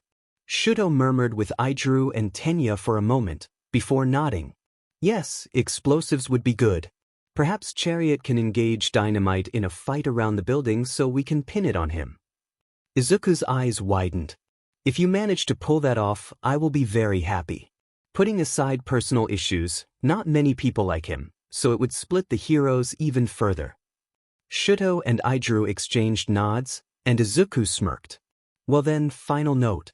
I haven't given anyone the specific job of going after hero bots, but if you see one, time permits, and it's safe to do so, you are welcome to take them out at leisure. Everyone nodded, and he smiled, looking to the security camera in the corner of the ceiling. Now, I'd suggest go watch the hero team meeting. It starts in dash, he checked his watch, 15 minutes officially, but the little bit of time before can be really amusing to watch. Shoo! Brat! Shoyuta appeared annoyed, but he still switched the cameras. Such a dad, Shoyuta. Nemuri purred. It's delicious. Shoyuta glared at her. Well, there's Dash, Hizashi stifled a giggle. There's a reason his kids call him Dadzawa. Majority of the staff burst out laughing. All Might coughed blood into a handkerchief in surprise. Nedzu just sipped his tea, and Aizawa activated his quirk, glaring at his husband. Nemuri was on the floor, dying of laughter. Ochako waved her hand in the air, trying to get everyone's attention. When that didn't work, she floated a thick book over the table with her quirk and then released it, creating a loud thump. Everyone looked at the book and then at her. She cleared her throat. Well, now that I have everyone's attention, we can start the meeting. Nemuri and Hizashi cackled at that, and Shoyuta hid a smile in his scarf. Yesterday, we underestimated the villains. We will not do that again. We will stand against them and we win. Despite her insecurities, Uraraka was excellent at pep talks. The hero team all agreed and proclaimed how good they were and how the villains were going down. Oh, how wrong they were. Could have pet the bird on its shoulder as it walked into the zoo. Oculus had scrambled the scanners for a minute, so the bots didn't register it, Denki and Momo as villains. The bird flew off to call its friends, and soon enough there was a large flock of small brown birds with crows dispersed throughout. They all landed in front of Kuda, who turned to smile at his teammates. You two should get to your opening positions. It's signed, thankful that both of the others knew sign. Of course, Fox. Best of luck to you and your allies. Momo gave a shallow bow and towed Denki away quickly, leaving Kuji to work. Kuji reached out to the birds, whispering quietly to them and explaining what they needed to do. In pairs and threes, the birds all flew off to find the different enclosures. On the other side of the park, Momo and Denki were spray painting the reptile house. Do you think we should do a fox? Like as a calling card? Momo thought about it, then nodded. She grabbed a can of black and shook it a few times. Using quick strokes, she created a simple stylistic fox. Pausing, she brightened. With steady hands, she wrote, Gila, in blocky letters under the image. Huh. So eloquent, Denki. She teased. But H is for hurricane, Illinois is for Ivy League and A is for angel. I thought it would be a confusing way to credit all of us. Heh, look at you, confusing assholes all on your own, Denki grinned. An elephant trumpeting noise blasted from one of the animal bots, which was the trigger sound Kuji had set up with all of its bird allies. The birds all pulled on special strings, which unlatched the doors to each caged animal bot. The bots all stormed out, crushing plants and fences alike in the stampede for freedom. Kuji itself was airlifted above the chaos by a number of crows and a custom H. Listen, blame May. It was dropped off next to the other two of its team by the reptile house.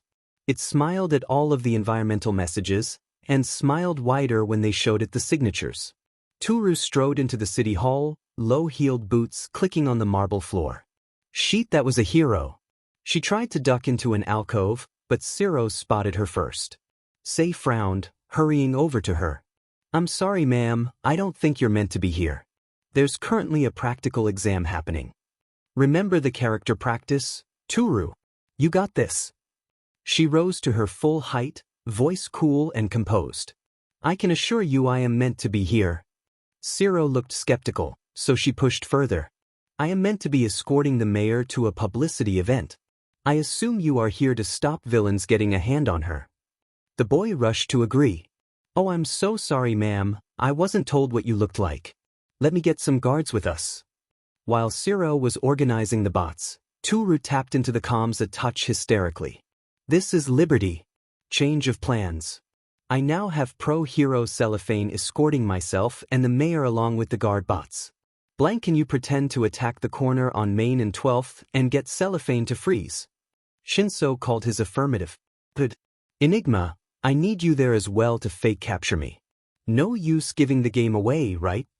The plan worked well, with everything going as it should, and leaving one very confused teen handcuffed to a street lamp. In his office, Izuku traced a photo of the villain team. They were learning to adapt plans on the fly. He hadn't even needed to prompt them. He was so proud of them. Shudo grinned, looking rather like Toga with his whole schoolgirl aesthetic. Idru's heavy breathing and the faintest of explosions could be heard through his open comms. Dimen, this speech is fast, he panted. Shudo snorted and watched as dynamite came barreling around the corner, straight towards the rigged buildings. He was shouting something about coming after Deku, and Shudo idly noted that Izuku's prediction was right and Bakugu did come after him. As it turned out, Mei had made way to many bombs, and Shudo was extra as F when allowed. Given that Izuku was a massive enabler, there were going to be at least 3 buildings dropping today.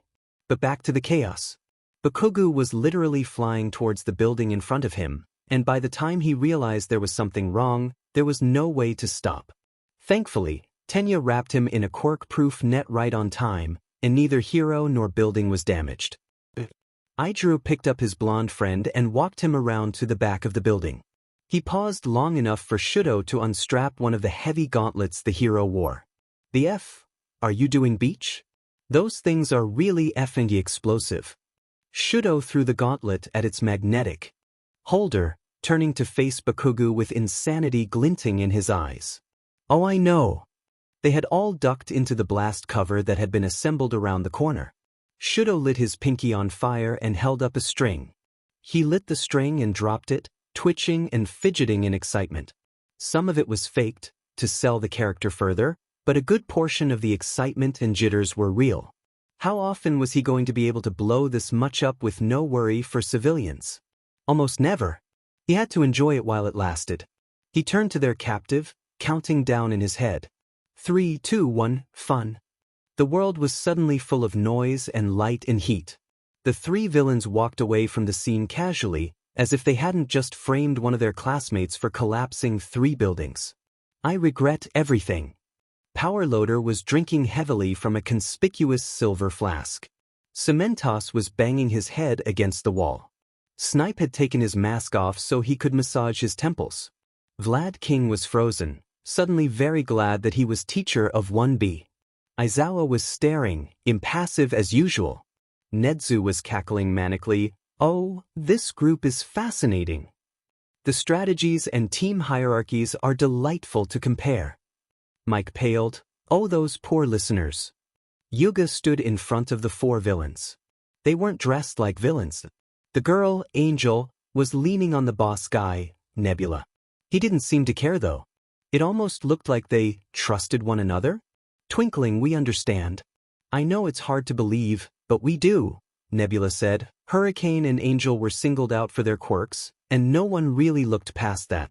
Fox was forced into the background because it wasn't loud like other kids. I understand what it's like for people to see the smile and never look past it. But I see you. We all see you. Yuga said in a breath. Someone noticed him? Not the sparkly extravagant boy he pretended to be, but the boy that learned to use concealer to hide the eye bags, the stress lines. The boy that spent hours lying in bed just staring at the ceiling, unable to move. The voice took on a more sinister tone. We are villains for many different reasons. But we all have one thing in common. We all want to be seen. Nebula smiled, deceptively sweet. We can help you be seen, instead of living in the shadow of people like Dynamite.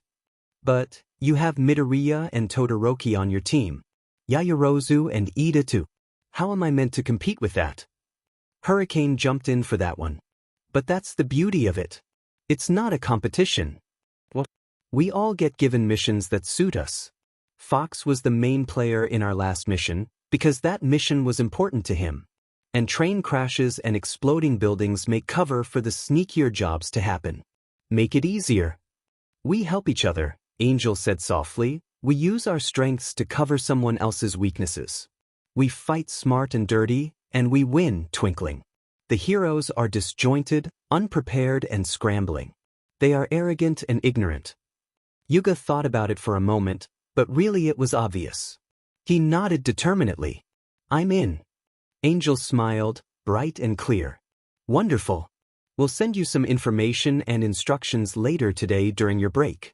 Keep your windows open for it.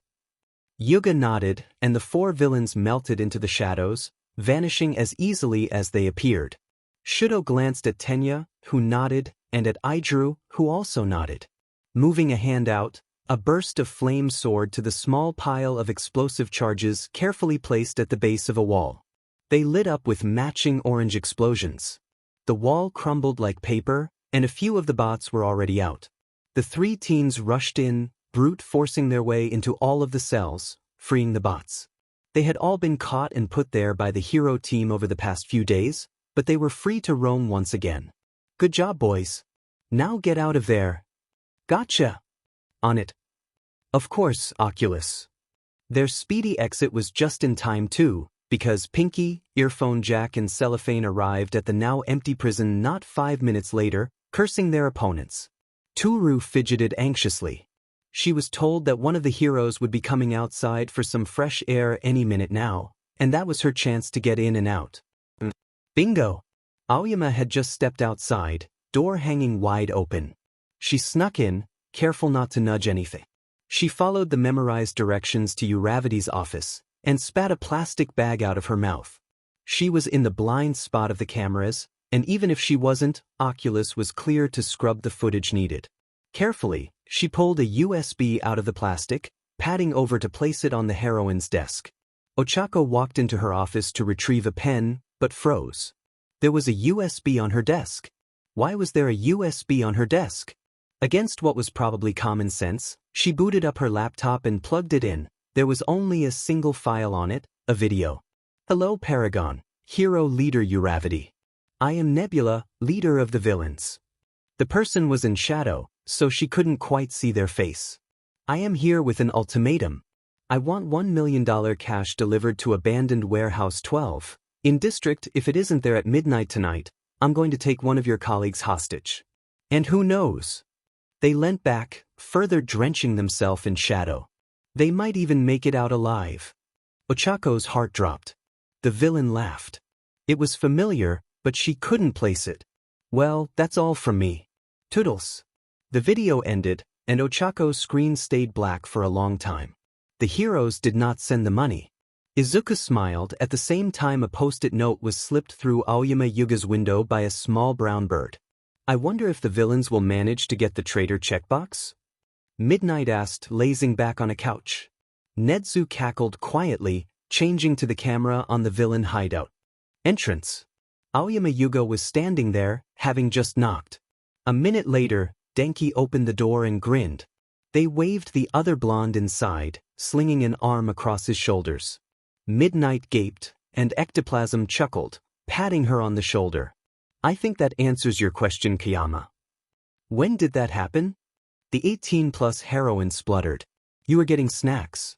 Midoriya, Yaoyorozu, Kaminari, and Kuda had this big heart-to-heart with him. The audio was out on those cameras for some reason, but whatever they said seems to have worked. Aizawa responded, not shifting a bit as the woman flopped on top of his cocooned form. Well, I can always watch the tapes after. She sighed. But let's see what's happening inside. Denki knocked on the meeting room door. Ah, perfect timing, Hurricane. Izuku gestured for Spark to come in, Yuga trailing behind them. Everyone, Twinkling has decided to join us. I expect you all to give him a warm welcome. Kirishima made a noise of understanding. So that's why you wouldn't let us hurt him. Yuga's head was already spinning. You? Izuku smiled at him, spinning on his chair a bit. Well, I thought you would be the best fit, and also you deserve the opportunity. But you weren't going to listen to us if we'd hurt you, would you? Yuga blushed a little. I suppose no, I wouldn't. Lily grinned at him, blindingly bright and full of warmth and care. Yuga found himself craving physical contact, which his new boss seemed to preempt by placing a casual arm around his shoulders and squeezing gently. Against his will, the French teen melted into the other, who was just so warm and safe. Wow, you seem tired, huh? Let's get you into your room, yeah? We got one all set up for you. Yuga blinked drowsily, barely registering when he was transferred to Tenya's grip. Once the eccentric blonde was out of the room, the kind, cheery aura shriveled and died. Loki sat at the head of the table, idly twirling a pen in his crooked fingers. I'm going to kill him. By now they should be used to Izuku pulling stunts like this, but it still left most of the team reeling. You're going to kill our spy? Loki laughed, smooth and rich like chocolate. Oh, he isn't a spy. He's an objective. He does come with the added bonus of demoralizing the heroes, but he's still just an objective. It was blatantly obvious why Tenya had been chosen to escort the ex-hero to his room. He would have been horrified at such casual manipulation. Everyone else was actually pretty okay with it, though some did look a tad bit uncomfortable. Well, onto other things. That was the first objective complete for today. We currently have a hero hostage.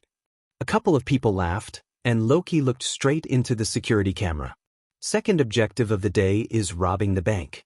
Liberty got our ultimatum to Uravity, and Oculus confirmed that she did watch it.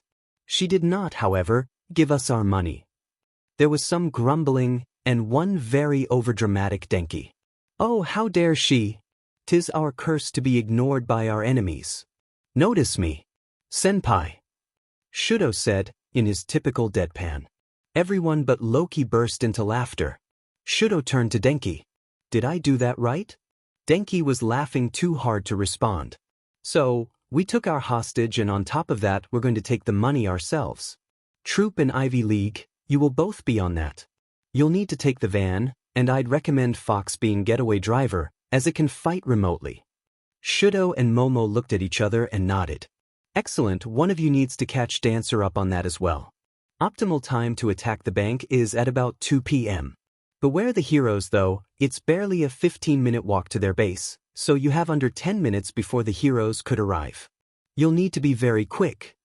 Loki felt anticipation crawling up their spine. The last thing is that the final showdown is starting at midnight tonight. You need to have your dress costumes on and be ready to leave by 11:30 p.m. Oculus and I will be informing the heroes of this later today. That's all. Thank you, Loki-san. I would have panicked so badly doing that. Izuku said, as he reappeared. Lily walked back to Izuku's room in the base, intent on changing into their dress costume. She knew they didn't have to, but it was easier for her to do it now, rather than later. Loki would have a great deal of fun taunting the heroes when the time came, and she knew he wanted the outfit to be perfect. For hours later, Emerald was sitting in front of a camera, going over plans with Vixen, when Toru bursts into their office, frazzled. Liberty. I'm busy. That wasn't too out of character for Izuku, was it? He was playing a villain, anyway. The bank's gone wrong. She panted. They switched from note-taking to checking the cameras around the bank, flicking through them to try and find what was FING hell. There were heroes there. 4 of them.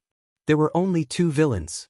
It was Dancer and Fox against Uravity, Dynamite, Froppy and Cellophane. Bad matchups. Thankfully, Angel came sprinting out of the bank, already producing a shield. I'll take Kakin. The nickname made the boy freeze and blink, allowing Angel to tase him in the thigh with a cattle prod. A harsh, painful zap hit his thigh and Katsuki winced. He needed to get this fight over, and fast. As much as he was hot-headed, he wasn't stupid. He knew Ponytail could counter his quirk and beat him. But he wouldn't make it easy for her. Tenya was overwhelmed. There were 2 high-mobility fighters that he was trying to keep track of and avoid, and it was not going well. Kuji saw this, and tried to send a couple of birds to help, but he had to dodge a spinning kick from Uravity before he could finish the order. Momo saw her struggling team member and hurried herself along mentally, increasing the speed of her attacks. She had managed to keep Baku Dynamite on the back foot, and she was definitely gaining ground as he got steadily sloppier as anger clouded him. She lashed a kick out at the blonde's knee, simultaneously swinging a staff at the pressure point on his neck. It worked. The hero crumpled, not unconscious, but he wouldn't be moving anytime soon. Momo looked at him for a moment, produced some zip ties and bound his wrists so he couldn't use his quirk to get out without burning himself. Emerald entered the comms line, Bank Heist Bois. Momo, I love you platonically. Why? Momo was panting a little bit but bent to grab a rock. Aiming, she threw the chunk of concrete at Zero, who looked over at her and grinned. You wanna FING go? She threw another chunk of building rubble. Because Bakach Dynamite, damn it, is now going to have to wait for someone to help him, and he hates that. Momo smiled, even as she dodged a strip of tape from her new opponent. Demon Izuku, that's the first time you've slipped up. He is forever Bakakin in my soul. Denki said. On another camera, Shudo froze. Aizu, did you almost call him Bakugu? What? No. Emerald threw a middle finger half-heartedly as Vixen laughed at them through the voice call. Momo ducked under more tape, racking her brain for a way to win this fight and help her team win. Though, she knew that both her teammates were up against people they couldn't beat. Kuji would have trouble getting enough time to get its friends to attack Uraraka, and she was mostly a short-range fighter. It was decently strong but didn't have high combat practice. Tenya couldn't speed up to catch Tsu if she was always darting everywhere. He'd always struggled with turning. Emerald saw their chance and they took it. Angel duck. Momo ducked on reflex, trusting Izuku instinctively. The giant chunk of cement Uravity had thrown at her sailed over her head and crashed full force into Cellophane's chest. The boy crumpled back, unconscious and now pinned by the boulder. Momo sighed, pulling a crowbar from her arm. She shoved it under the rubble and yanked up, Izuku's hell training paying off. The rock shifted, rolling off her injured classmate. There was at least one snap, probably a rib. She ignored it and went to help Kuji. Tenya panted as he skidded to a stop, hands stretched out to brace as he hit the wall. Nothing snapped, but a jolt of pain lanced up his arms. It was fine though. He was fine. Tsu was crouching on a piece of rubble, stretching her tongue out. While their team was so thoughtfully distracting the enemy, Aijuru, Shudo and Kaminari were loading the money into the truck and getting the F out of there. Alert! Money has been acquired, y'all get out of there. Denki said, laughing as Spark sat amongst fake gold bars and duffel bags full of fake money. Momo sighed in relief and sprinted away from Uraraka, falling in with Kuji. Tenya sped ahead to get their getaway car prepped, and once they caught up to it, the engine was revving and ready to go. As the car sped away, the gray one Izuku had used to get the teachers to the base on Sunday, the three of them blared loud, XPLCT music as the adrenaline rush faded. Emerald relaxed in their seat as all of their team got out safe. That was almost bad. Vixen nodded. If you'd lost any of them, you'd have to take out a hero before the final showdown, which would ruin the whole drama you all had planned. Emerald nodded. Exactly. And also Izuku would be sad. And sad Izuku is problematic. You just don't want to admit you care about him, a-hole? Vixen cackled. Shut the F up. Emerald's voice was flat, but the tips of their ears were red, betraying their embarrassment. At 8 p.m., Loki was sitting relaxedly in a deep black leather armchair, cracked mask artfully masking their identity, along with the shadows. Oculus was looking through the cameras and getting the broadcast all set up. Toru was off to the side with the mayorbot from earlier. Yuga was sitting in fake chains for if they needed him to be threatened for intimidation purposes. They'd even put a fake cut and some bruising on his face. Nebula, line is live in 3. Loki relaxed further into her role as villain mastermind. 2-1 live. The hero team blinked and furrowed their brows in annoyance and confusion when their call with the teachers glitched and cut off, then sat up in shock when a dark-lit room appeared on the massive screen. A shadowy figure was sitting in a plush, leather chair in the center. Hello, heroes. They spat. Sue was the one to respond. Hello, Karo. Who are you? Loki chuckled, leaning forward so his mask glinted in the light. Why, I am your enemy. Your greatest enemy, in fact. Ochako essayed in a breath. This was the villain leader. This was her arch-nemesis. Look at the baby heroes suddenly all focused, Loki purred, mask not muffling it even a little. Yuga and Toru both choked a little, and from where the rest of the team was watching, Shudo set fire to a couch accidentally. How dare you? We will defeat you, foul villain. Loki massaged his temple with one gloved hand. Gods, you sound like Stark's impression of Rogers. She sighed deeply, coming fully out of the shadows. We are going to take pity on you. Some of the heroes looked disgusted and offended. Loki found it hilarious. You clearly haven't realized this, but when you ignored our ultimatum, we took the money anyway, along with the hero. None of us are missing though? Audru said, looking around the room as if to confirm. Loki gestured to Toru, and she dragged Yuga out, chained and injured. Loki rested a hand on the blonde's shoulder. I knew you faded into the background, but they didn't even realize you were gone. It's such a shame. Yuga didn't have to fake his conspicuous lack of sparkle, and Audru covered his mouth in shock. The rest of the heroes were in similar states. Bakugu was unusually silent. You're the lady from the hall. Siro shouted, eyes widening. But oh, well done. You'll have to wait to find out who I am, unfortunately. Loki clicked, regaining focus. The gloves were made specifically so that it could click in them. So, we decided to take pity on you, since you clearly aren't very good at being heroes. The entire villain team, along with our 2 hostages, will be in District 2, at the nightclub on 17th, at midnight tonight. We want all of you there or we'll leave before you even see us. In the teacher's viewing area, Shoyuda smirked. Why did they choose a nightclub? Seems pretty random. 13 said. It's not, Shoyuda responded offhandedly. It's actually really smart. The rest of the faculty looked at him and he sighed. The nightclub has security bots that require you to show ID in order to get in.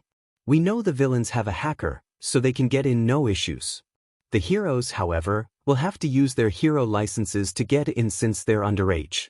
And the space will have actual civilian bots doing nightclub things, and from what I remember there are projectors playing videos of pole dancers in there.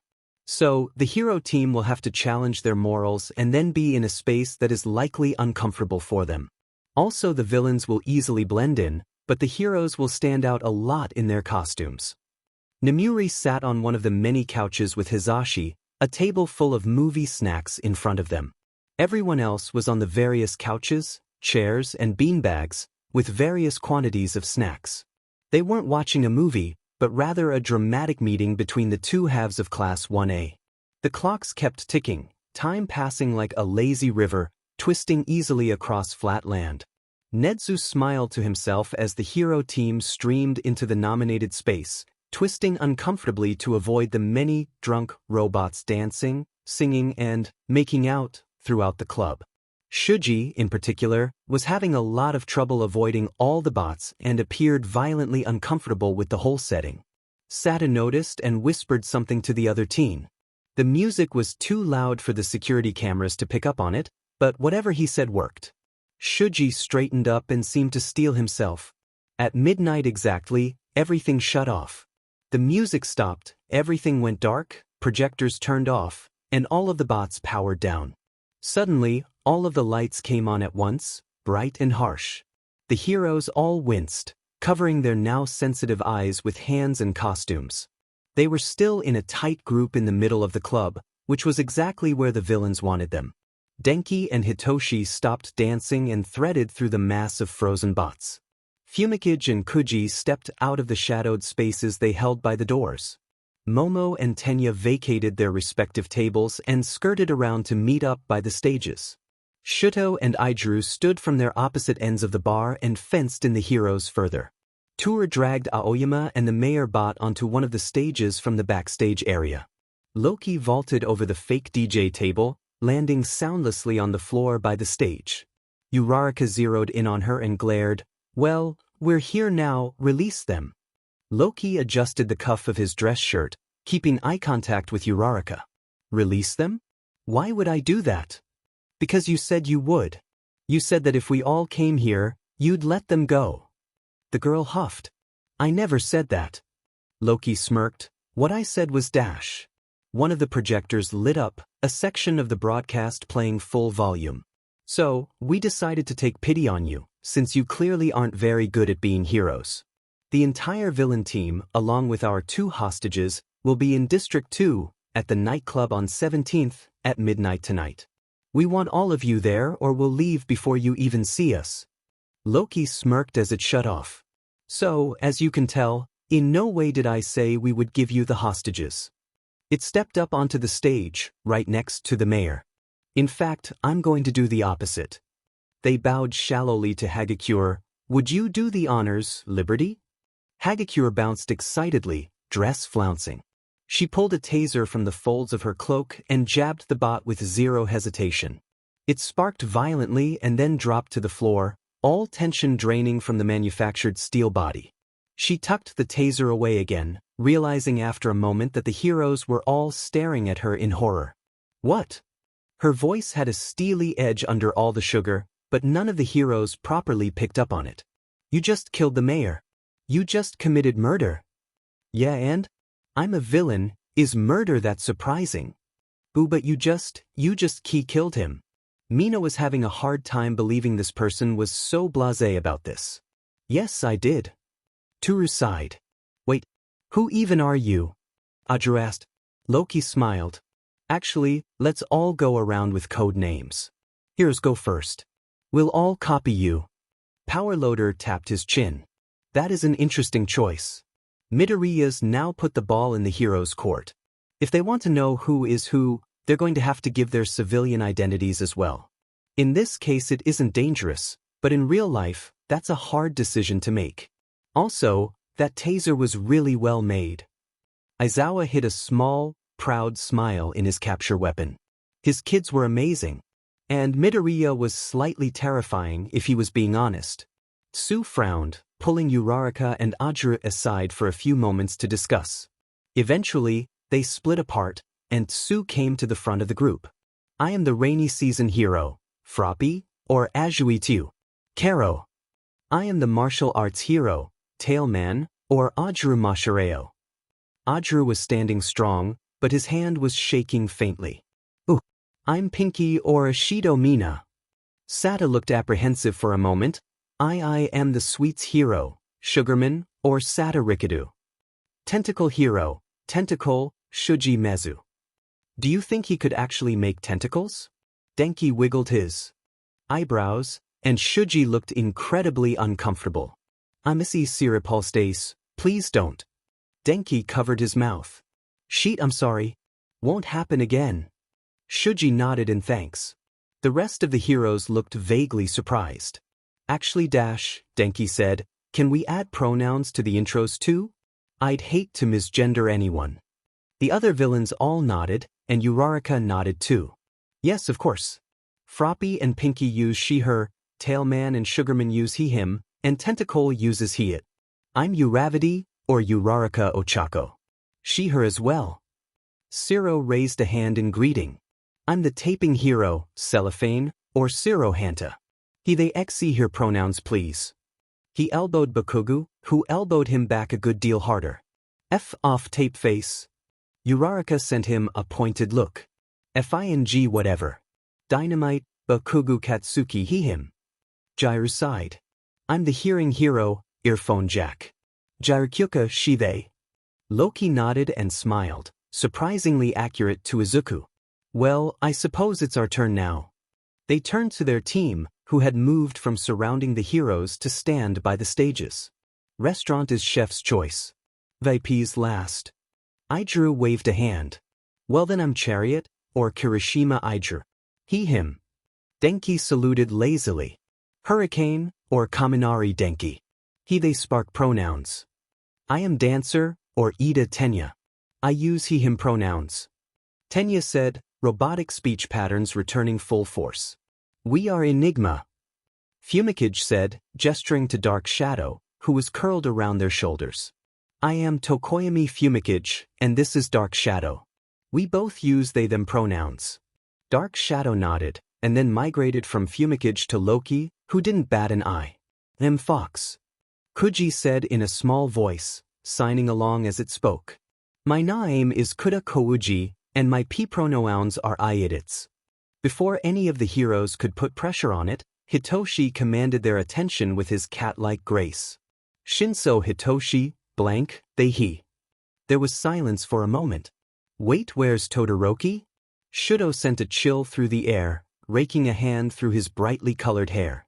That would be me. Bishop, Todoroki Shudo, and he/him. Pleasure to confuse you all. Several jaws dropped.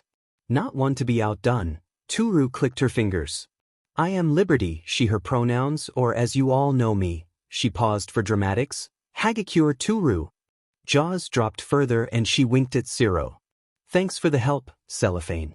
You made my job so much easier. After the hubbub had settled a bit, Loki walked over to Yuga, untying the chains easily and releasing him. He pulled a compact mirror and makeup wipes from somewhere in his costume and methodically wiped off the fake bruises and cuts. Merci. He spun to face his supposed teammates, smiling broadly. I am Aoyama Yuga he/him. I am the shining hero. I can't stop twinkling. And I am a traitor and the villain Diamond. Pandemonium erupted. The villains were laughing and welcoming Yuga, the heroes were angry and sad and betrayed, and it was all very loud. Eventually, Loki held up a hand. The villains became silent almost immediately, though it took longer for the heroes. I find it fascinating that none of you have questioned who I am yet, but it's too late now. I am the villain leader, Nebula. I use he/him pronouns. And, she smiled, menacing and dangerous. I am Midoriya Izuku. Loki and Emerald switched, far too smooth to notice. Emerald withdrew a gun from the depths of their costume coat and clicked the safety off. Now, their voice was deeper and rougher than Loki's, but no one noticed. One of my objectives was to kill a hero. However, I like to go plus ultra. They aimed their gun at the roof and fired. Several things happened at once. Mina, Ajuru, Satu, Shuji, Jiru, and Ciro found themselves with paint covering their heads or torsos, via paint bombs and guns. Tsu had Todoroki behind her, with an empty syringe pressed to her neck. This is simulated poison. You're dead now. It was out of character, but he wasn't too worried about it. Momo held a dull blade to Bakugu's throat. Bakugu, by the game rules you're dead now. She was gone before he could process the words. Uraraka was frozen in shock. Yuga was living his best life. Until he wasn't. Well, Diamond, we appreciate the help. But you aren't useful anymore. The French teen looked at Emerald in shock, and then looked down at the blooming circle of red seeping through his armor, perfectly aimed at the space between breastplate and support belt. Emerald turned silently to face Momo, slipping off the reinforced coat and vest. Their gun dropped on top of the pile of fabric, and they spread their arms wide. The girl took aim with her own weapon, and fired twice. Twin circles of red hit their sternum, and the villain leader collapsed artfully across the discarded costume. You see, Uravity. This was always the plan. Momo's voice was soft, but it had a sinister bite that sent shivers up the living hero's back. We needed both a hero and a villain casualty to win the game, and Nebula wanted to win. She looked at the shell-shocked villains. But he refused to lose to a single member of his team. So he asked me to take him out. I said yes. She turned to Hitoshi and smiled at him. Blank, you were chosen to take her out. You deserve to. Hitoshi looked at her for a moment, then sent a dull knife spinning out of his grip and hitting solidly, handle first into his classmate's chest. There were a few moments of silence before a speaker crackled to life. That brings this exam to a close. Please return to the gate. There are change rooms near them that have been stocked with sports uniforms for you to change into if you need. Recovery Girl is there to heal anyone that needs healing. Good job, everyone. This exam was most interesting to watch. The hero team slowly gets up, still processing. The villains disperse, assisting their friends and exchanging stories. There are a good few apologies as well. Tenya in particular makes a point to apologize to every hero for his actions. Momo tries to apologize to Emerald, but they wave it off. I asked you to do that, Angel. I'm not mad at you. They pause, thinking. Well, I suppose not Angel anymore. Momo shakes her head. Angel is fine. I like it. You're welcome to call me Momo as well, if you'd like. Emerald nods. Izuku then. Though Nebula might be nice every once in a while. They strip off their paint-soaked button-up, noting the bruise forming on their chest already. They pull a towel and a black turtleneck from their coat and wipe off as much paint as they can before putting on the clean shirt. Momo blushes and tries to avoid staring at Izuku's very attractive figure. Why was he doing that here? Was he trying to make her embarrassed? He probably didn't realize how attractive he was. Shudo eyed his boyfriend, staring unabashedly, until Ochako waved a hand in front of his face, smirking. Wait until you're in private, Shudo. He muttered a retort, which just made the girl laugh, dragging him out of the fake nightclub and most of the way to the gates. Hey, Emerald. Yes. Emerald, Lily and Deku were all lounging in the front room, Deku happily playing with a fidget cube. Do you think that you could help me to maybe, talk to Theodorus about putting Hydroxynthevalantium? Lily smiled softly. Can you slow down for us, love? Emerald can't understand you when you talk that fast. Izuku blushed but nodded. He then felt a bit stupid because nodding was redundant. Yet, do you think you could help me talk to the teachers about putting Hitoshi on the villain team? He took a breath. You know, I talked to them at the start about not going further than they were comfortable with, and I know that he came to me a couple of times, which was good. But me and Oculus both noticed that they seemed really tense, and a lot quieter than normal, even when there were only a couple of people around. When I asked him about it, he said that he felt like the teachers saw him as a villain too. It really hurt them to be put on the villain team. They said we helped a bit though, treating it like a game and using code names and disguises, so that none of the heroes could call them a villain by name. Emerald clenched their jaw. Yes. I would be happy to assist you in confronting the teachers about that. Give me a moment to access those memories, and then we need to go to that meeting with our team and the staff. Pretty sure it's going to be exam feedback, anyway. It was in a classroom. The teachers would stand up the front and give feedback one by one, and then the students could ask questions after. Most of the feedback was par for the course, talking about how they worked well as a team, and that this person did such and such really well, or this person needed to work on a specific thing some more. Aizawa and Nedzu both went into more detail around the planning and analysis found in the team, and how Midoriya did very well, and he should be proud of his work. Midoriya, you did very well. I will say though that you did go overboard. Did you really need to blow up a building? Let alone 3? And lacing the water supply could have been really harmful. Cementos made good points, which the rest of the staff agreed with.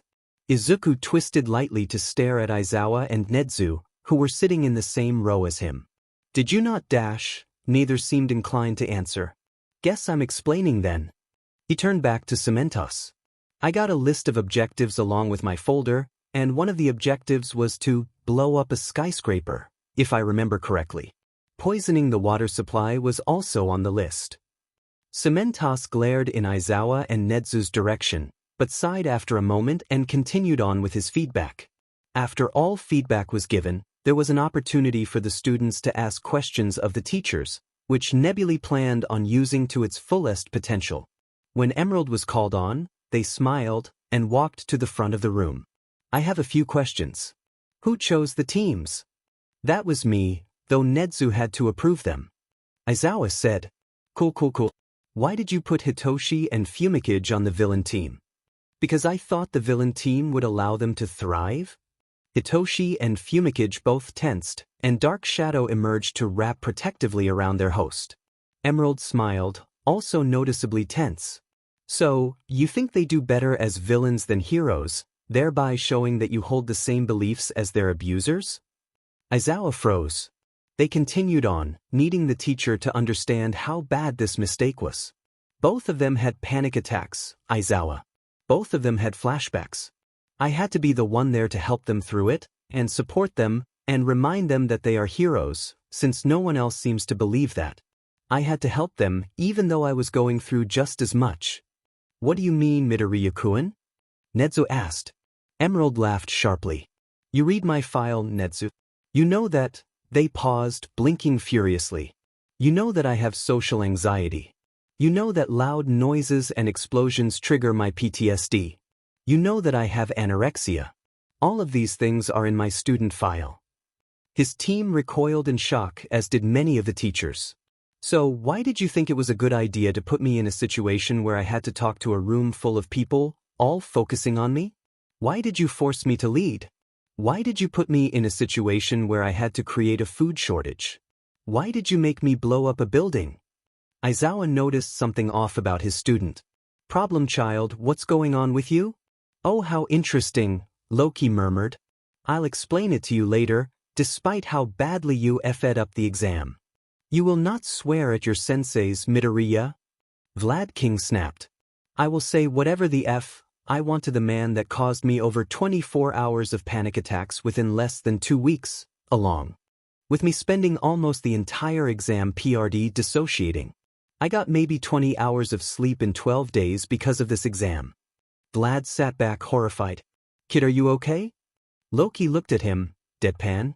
I have insomnia, panic attacks, general and social anxiety, anorexia, PTSD, depression, and a shit ton of trauma. I don't think it's possible for me to ever be okay. Midnight looked horrified. Why didn't you tell me you had social anxiety? I never would have forced you to present if I'd know. Midnight, there's a section for health concerns and illnesses in every student file. That includes mental illnesses. And Hound Dog does a consultation with every new student and puts his notes and worries in there as well. My question is, why didn't you check my file? The goddess paused. Actually, she turned to its team. Guys, are you okay with me talking about certain things you've shared with me in regard to the teachers not caring about your mental health? I'm absolutely not forcing you, and if you aren't comfortable, just use the signals. Toru and Kuji both tapped their desks in specific patterns, and Shudo traced his scar for a moment. Loki nodded. Of course, I won't mention your stuff. It straightened to face the teachers. None of you read the student files, and it shows. My boy Sit down and be quiet. Loki bit out sharply. All Might, I truly admire you, but you need to listen to me on this one. The retired hero sat down heavily. I understand that you have a lot on your plate at the moment, and I understand that you weren't exactly taught to prioritize your mental health, but this is ridiculous. As a class, we have been in multiple near-death situations, and we're expected to be okay after that. We are children. Against his will, Loki's hands start to shake. But ignoring that, Denki and Tenya have both undergone psychological evaluations due to situations in which they almost killed someone. Both of them have homicidal tendencies. Yet you put them on the villain team anyway. And I was the one to reel them in. I had to stop Denki from going out to shock the heroes into unconsciousness because they might have gotten brain damage. And on the topic of Denki, he has ADHD, dyslexia and dyscalculia. At the start of the year, Spark tried to talk to you and tell you about this, but you all brushed him off. It's why his grades are so bad. All of us have some form of anxiety, depression, or both. All of us have PTSD, flashbacks, and/or nightmares. Yet we aren't allowed to take a day off unless we are physically ill. Midnight, Mike and Aizawa were all silent and pale. All Might was uncharacteristically somber. 13 was crying. I have lost count of the number of times that I've been forced to spar while I was actively suicidal. So has Denki. So has Hitoshi. So has Iger. I was consistently forced to spar with my abuser. She glanced at Momo, who nodded once. Momo was forced to spar with someone that raped her and sexually assaulted her multiple times. She still sees him around school. Midnight was crying too now. And you know the worst part? He raped her in a classroom. You said there wasn't proof, but there was. You just didn't listen to her. And he got away with it and kept going. The security footage is still there too. Dead silence. Absolute dead Afanji silence. Exactly. So if you could get my Netta expelled and get our class some med therapy, that'd be great. A couple of us already have therapists though. Our files will tell you. If you actually bother to read them this time, that is. It cracked the knuckles on their left hand, signaling to her team that it was time to leave. Also, Aizawa, I promised to explain the thing, but I need Oculus there to assist. But, since Nedza refuses to let them on campus, we'll have to have the meeting elsewhere. Is Dagoba Beach okay? There'll be shade, I promise. Aizawa nodded mutely. Excellent. Well, since tomorrow's a Sunday, we can go then. About 10:30 a.m. should be best. Loki walked easily out of the classroom, team following behind him. As Loki had requested, Aizawa appeared in the 1A dorms at 10:30 a.m. on the d. Aizawa-sensei, right on time. Are you ready to go? Izuku said cheerfully. The tired man nodded, following his student as they easily traced a snaking path to one of the smaller side gates the staff used to get off campus. He was prepared to unlock it, but Izuku swiped his pass with little thought, and the gate clicked open easily. Problem child, your pass shouldn't be able to do that. Izuku smiled, slowing down to walk next to his sensei. I have special permissions from Nedzu, since Dagoba Beach is a safe place for me. Aizawa made an inquiring noise, and Izuku nodded. Yeah, only for that gate though. I had a panic attack and used my quirk to rip the gate off its hinges so I could get down to the beach a couple of months ago, which Nedzu classed as extenuating circumstances. You had a panic attack that resulted in you leaving campus? Why wasn't I informed? Izuku looked at him, expression smoother than usual. I don't know, sorry. He was waved off, and the rest of the trip was spent in a semi-comfortable silence. When they arrived at the beach, Izuku pulled his teacher away from the clear sand, following a thin, almost unnoticeable path. Sensei, do you have gloves on you? Aizawa pulled a pair of thick black gloves from his belt, and Izuku held his red ones up in return. They were an odd shade of red, about as close to the color of dried blood as you can get. He said as much, to which Midoriya smiled. Yeah, the white didn't last very long. Aizawa was half shocked and very impressed. His problem child had navigated the giant trash towers so easily and had directed him through them with an air of practice and confidence. The pair settled in a clearing, suspiciously clear of trash. The kid noticed him looking around and made an "oh" sound. I cleared the trash out of this area, sensei. It was part of my... No, actually, it was part of our training. Our... Aizawa raised an eyebrow. He's going to hate us, isn't he? Deku felt particularly vulnerable without Lily to soothe him, but Izuku took his hand and traced soft circles on it. He's not gonna hate us, Deku. Aizawa-sensei is nice, we can trust him. Lily paused, searching for the best way to phrase it. Do you remember how your file on Midoriya Izuku says that I have a mental disorder that affects my behavior and personality? The teacher nodded. Well, that disorder is called OSDD. Specifically, the 1B. Can you explain it to me? I don't know of it. Of course. Lily nodded. OSDD stands for Otherwise Specified Dissociative Disorder. I'm assuming you're aware of what dissociation is. Yeah. I dissociate sometimes. Izawa stated, bland as always. Well, essentially we experienced some horrible things as a child. Things that really traumatized us. Our brain was already predisposed to dissociating, so that intense trauma pushed it to the next level. She paused as Emerald came up into co-conscious, ready to take over if the tired man responded badly. Due to all of that trauma, our brains split into different states of consciousness, personalities if you will, in order to cope and function, resulting in multiple beings existing in the same body. Those beings are known as alters, and the group of alters in a body is called a system. The man was silent for a minute, before looking up to make eye contact with Lily. You aren't problem child, are you? Emerald shot to the front, body language closing off as they suppressed a snarl. Is that a problem? Izawa fought the urge to snap back, taking a deep breath. No, it isn't an issue. I'm sorry I made it seem that way. Emerald could see the man fighting his curiosity. Just ask the question. I'm not made of glass, don't worry. Izawa struggled to think of phrasing, but eventually gave up. I apologize if I say something insensitive or offensive, and from the look of it, you won't be afraid to call me out if I do. Emerald laughed shortly. Demon right I will. But just ask. Who are you? It was blunt, which Emerald could appreciate. You aren't problem child, but I don't think you're the alter? That explained OSDD to me. You would be right, I'm not. I'm Emerald they them. I'm a protector. Izawa looked clueless. I'm not explaining if I don't have to. They fell back into Kokon, Lily slowly blinking as she came back into the body. Well, that was Emerald. I'm Evan's Lily, but please call me Lily. She, her. She checked her watch, noting that it was just past 11. We have a sibling system who are coming here to help us explain all of this. They'll be here any moment. As if on cue, someone vaulted over one of the towering piles of trash and tucked into a roll on the landing. Nebulae Lily. The other person finger-combed their hair, grimacing at the sand that fell out. I'm going to be washing this out for weeks. They muttered. Oh, fucking. They clicked their fingers a few times. Oculus, Vixen. Hey Vix, thanks for coming. Would Athena be able to split some of us off?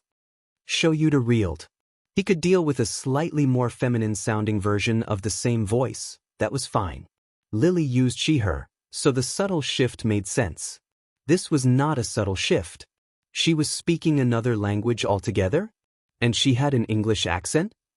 Vixen was clearly used to this, and didn't bat an eye at the language change, swapping over with ease. Yeah, let me go check. Astra's probably gonna end up front. Either her or Quest, but probably her. Who do you want sleeved? Oh, well Izuku will stay in the body, so me, Mikumo, Emerald, Loki, and Deku? Deku? But that was his hero name? Oh, maybe there was a hero personality. That would make sense, Shoyuta supposed. Nothing appeared to happen, so Shoyuta sat in the clearing uncomfortably for a few minutes. Vixen started to fidget, blinking furiously and shaking their head as if to clear it. Oculus, Astra. Lily lit up. She grinned and immediately enveloped Vixen in a hug. Or maybe not Vixen? Vixen had said something about an Astra fronting, so this was probably another alter. That made more sense. Vixen took their headset off, handing it to Astra. Weaving around the couches, tables, and children's toys that littered the floor, they left the front room and walked down the hall to the control room. They keyed their entry code into the digital lock on the metal door, stepping through and shutting it quickly. Athena. They bowed, aware that Athena appreciated the respectful gestures. She was a goddess, after all. Athena gestured to a chair, not looking up from her work at the desk. Vixen took the seat, knowing by now that this was a silent command to talk. Nebulae would like some assistance explaining OSDD to their homeroom teacher, Aizawa. Lily explained the basic concepts, but they want to do intros. Would you be able to put some of them into sleeves? Athena sighed, setting her pen down. Very well. A VR headset, similar to the one Vixen had been wearing a few minutes ago, appeared in the goddess' hand, and she slipped it on with little fanfare. Who am I putting into a sleeve? Vixen relaxed, thankful Athena had agreed. Emerald, Lily, Loki, Mikumo, and Deku. Athena took over front, and a gold glow enveloped her, pooling in her hands. She threw her hands towards the other system, and 5 ropes of golden light shot out and latched onto the body. She pulled, ropes detaching and splaying into an arc. The light coalesced into 5 people? The first was a young, masculine person with black hair and a number of slashed scars across their face. Next to them was a small child that looked a lot like his problem child. Holding the kid's hand was a lady with flowing red hair that Aizawa recognized from a pre-Quirk-era film series that Hisashi made him watch. He thought her name was Lily? Her was another person he recognized from a different film series by this company called Marvel. The guy from the film was called Loki, and he was based on this really old Norse deity. In the last place was a ghost. Wait, a ghost? Didn't Problem Child mention a ghost that night with the mysterious conversation? Thanks, Athena. Izuku stuttered, these are some of my dash. Why don't you sign? We all know it, and I know it's easier for you.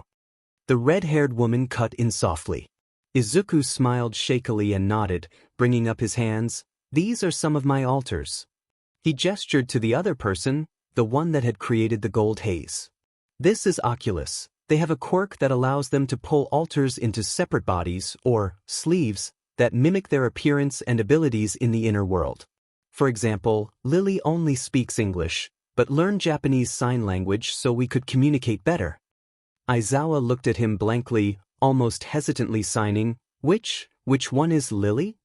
Izuku's eyes widened. Oh yeah, I need to introduce them. Or rather, they can introduce themselves. Lily, want to go first? The red-haired woman nods.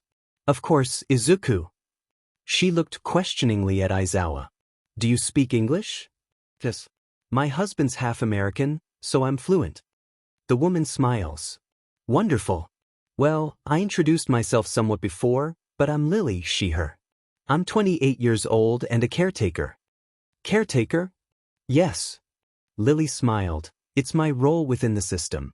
I help with emotional stuff, both for alters and people outside the system, and I make sure the body's base needs are acquired. So, I remind whoever's fronting to eat, drink, sleep and do hygiene stuff, or I front and do it myself. I also help with things like high anxiety situations, flashbacks, panic attacks, and nightmares. Aizawa nodded in understanding. It made sense to have someone doing that. The kid next to Lily waved, bubbly and excited. Hi, Mr. Eraserhead, sir. I'm a huge fan. Aizawa glanced sidelong at his student, who was smiling, small but genuine. I'm Deku. I use he/him pronouns and I'm 8 years old. Wait, this was Deku? Well, Problem Child did say it was a childhood nickname. I'm a little, which is the fancy term for a kid alter. He brushed his hair out of his face to show a large starburst scar over his left eye, that eye milky and unseeing. I'm blind in my left eye due to a quirk accident one of my friends had when we were really little. It okay though, I don't blame him at all. Something that sounded suspiciously like, you don't, but I do, came from the Loki-looking one, but it was too quiet for Aizawa to be sure. The young, black-haired person went next. I'm Emerald, they/them. My age fluctuates between 22 about 24 years old. I'm an emotional part or trauma holder and the system's physical protector. They preempted Aizawa's question by explaining. My job is to keep the system physically safe. This means dealing with threats to the body and breaking up fights between alters. I do most of the fighting. Was it you that fought Shigaraki up on that roof a few weeks ago? The question caught Emerald off guard, but they half smiled approvingly and nodded. Yeah, that was me. Also, your age fluctuates? Yes. Emerald sighed. Short version is that age is really FING complicated with alters. Some age 1 year for every 1 year in the outer world, like Izuku. Some age faster or slower than that, but still age. Some are stuck at a certain age, like Deku and Lily. Some fluctuate between certain ages like I do. Some have no age at all. And some run on different aging rules like a phoenix might, for example. And all of these are subject to change at any time. Aizawa blinked, processing the information. I'm going to need to do a lot of research after this. Izuku grinned, having relaxed at his teacher's seeming acceptance. I can send you links to reliable and helpful articles if you'd like. There's a lot of stigma and outdated or harmful research and stereotypes floating around, so it can be hard to find the correct information. The dark-haired man nodded in thanks. That would be helpful, thank you. Well, I'll go next. I'm Loki, any pronouns, ageless. I'm an Avenger and a fictive of the character Loki from the MCU, if you know of it. Aizawa furrowed his brow. Yeah, my husband loves those films, so I've seen all of them at least twice. I don't recall Loki ever becoming part of the Avengers, though. Deku giggled, and Loki sighed. No, Avenger is one of my roles. It means I hold most of the system's anger. Fictives are essentially alters that are based on fictional characters from the outer world, and I'm based on Loki. I'm not the same as him, but we hold a lot of similarities. Oh, Lily chimed in, I'm also a fictive, which I forgot to mention. My source is Lily Evans from the Harry Potter films. Everyone looked to the ghost, who sighed. Very well. My name is Adekani Mikumo, he/they pronouns. As you can see, I am a ghost. I am an emotional protector. Their translucent hands were somewhat hard to make out in the bright sun, but the movements were crisp and clear enough to understand. I take certain emotions and memories that other alters can't or shouldn't handle. That seemed to be about as much as they were going to get from the ghost, and Izuku waved a hand, tensing back up a little as everyone looked to him. Well, I figured I should do one too. I'm Midoriya Izuku, he/him and 16 years old. I'm the host of the Nebulae system. Aizawa scrunched his face. Is that why your villain name was Nebula? Loki smirked and nodded. Of course. Now, is there anything I need to change about how I do things in order to accommodate you all? Emerald half shrugged and Lily raised a hand. If we tap our desk 3 times it means we're dissociating or switching, so please don't call on us. If we have an all-might wristband on, Deku is near the front or fronting. Keep us away from Bakugo at all costs in that situation. Also, if we tell you we need to go to the neurologist, please let us go. It's a code word and means something is going on in the system, or we're about to have a panic attack or something similar. Shoyuta wanted to ask questions on that, but an alarm went off and distracted him. Oculus looked up from their phone. That's time. Lady Athena's going to come back and put you all back into the body. The 5 altars readied themselves, and the golden ropes appeared again, drawing them all back into the one body. Netsu's expression soured as he watched Aizawa and Midoriya come back through the gate. There was something going on with Midoriya and he wanted to know what it was. He had opened up to one of his staff, but that staff member just had to be Aizawa. This kid managed to choose the one teacher that wouldn't tell him anything. All of the others would crack the moment he asked them in the right voice. Aizawa would challenge him on it. Aizawa didn't have a reputation that could be destroyed by the press. Aizawa fought as dirty as he did when it came down to it. Normally he found all that refreshing, but now it was just in his way. It did pose an exciting puzzle though. In the break between classes, Kaminari and Siro were both called over by Mineta. Oh my god, you guys. I was looking through pre-Quirkentai's sheet last night. I found this really hot redhead beach. Lily froze. She focused on keeping her breath even, trying vainly to block out the boys behind her. Demon dude. What's her name? Please no. Merlin, please no. Ugh, Lily I think? He stumbled around the English a bit, and Lily's heart settled into the bottom of her throat. There's so much art of her being f'd hard by this guy James though. Seems they were popular or some sheet. Lily's mind filled with static. She could faintly hear her headmates panicking and trying to help her, but given that it was her job, they weren't really sure what to do. Forcing her hands to stop shaking, she raised her hand. Aizawa gestured for her to speak, and she took a breath. She was too far gone to get one of the others to help her with Japanese, and her hands were going to start shaking any minute. So English it was. I have a neurologist appointment. Aizawa paused and then nodded, giving her the all clear to leave. She all but sprinted out the door, sending Oculus her location and an SOS text. Her breathing sped up, and she managed to get out of the side gate to where Oculus was somehow already there. Oculus, Astra. Lily couldn't respond, just flung herself into Astra in a way that was special to her. Astra recognized it immediately. Oh sweet pea, I'm here for you, it's all going to be okay. We won't let anyone hurt you, you're safe. Can you take a deep breath for me, love? Astra breathed deeply along with the panicky woman. It's okay, Lily. You're safe and I have all the time in the world. Lily's breath stuttered and caught, but Astra kept whispering soothing words, holding her partner close. It took almost half an hour, but eventually Lily's breath calmed, and her heart slowed. Hey sweet pea, you back with me? Lily, who was curled into Astra's side, nodded. I don't want to go back to class. Astra could tell that the other woman was exhausted. Of course not, sweet pea. I'm not going to make you do anything. Do you want to talk about it? Lily shook her head immediately. No. Well, not here at least. Can we go back to the dorm? Of course we can. Are you okay to walk? Lily nodded, and the two stood up slowly, Astra supporting her partner easily. When Lily tried to swipe Izuku's student card to open the side gate, it was denied, and a hidden speaker crackled to life. Midoriya, who is this? I can't let them on school grounds without a good reason. Saga came surging up to the front unexpectedly.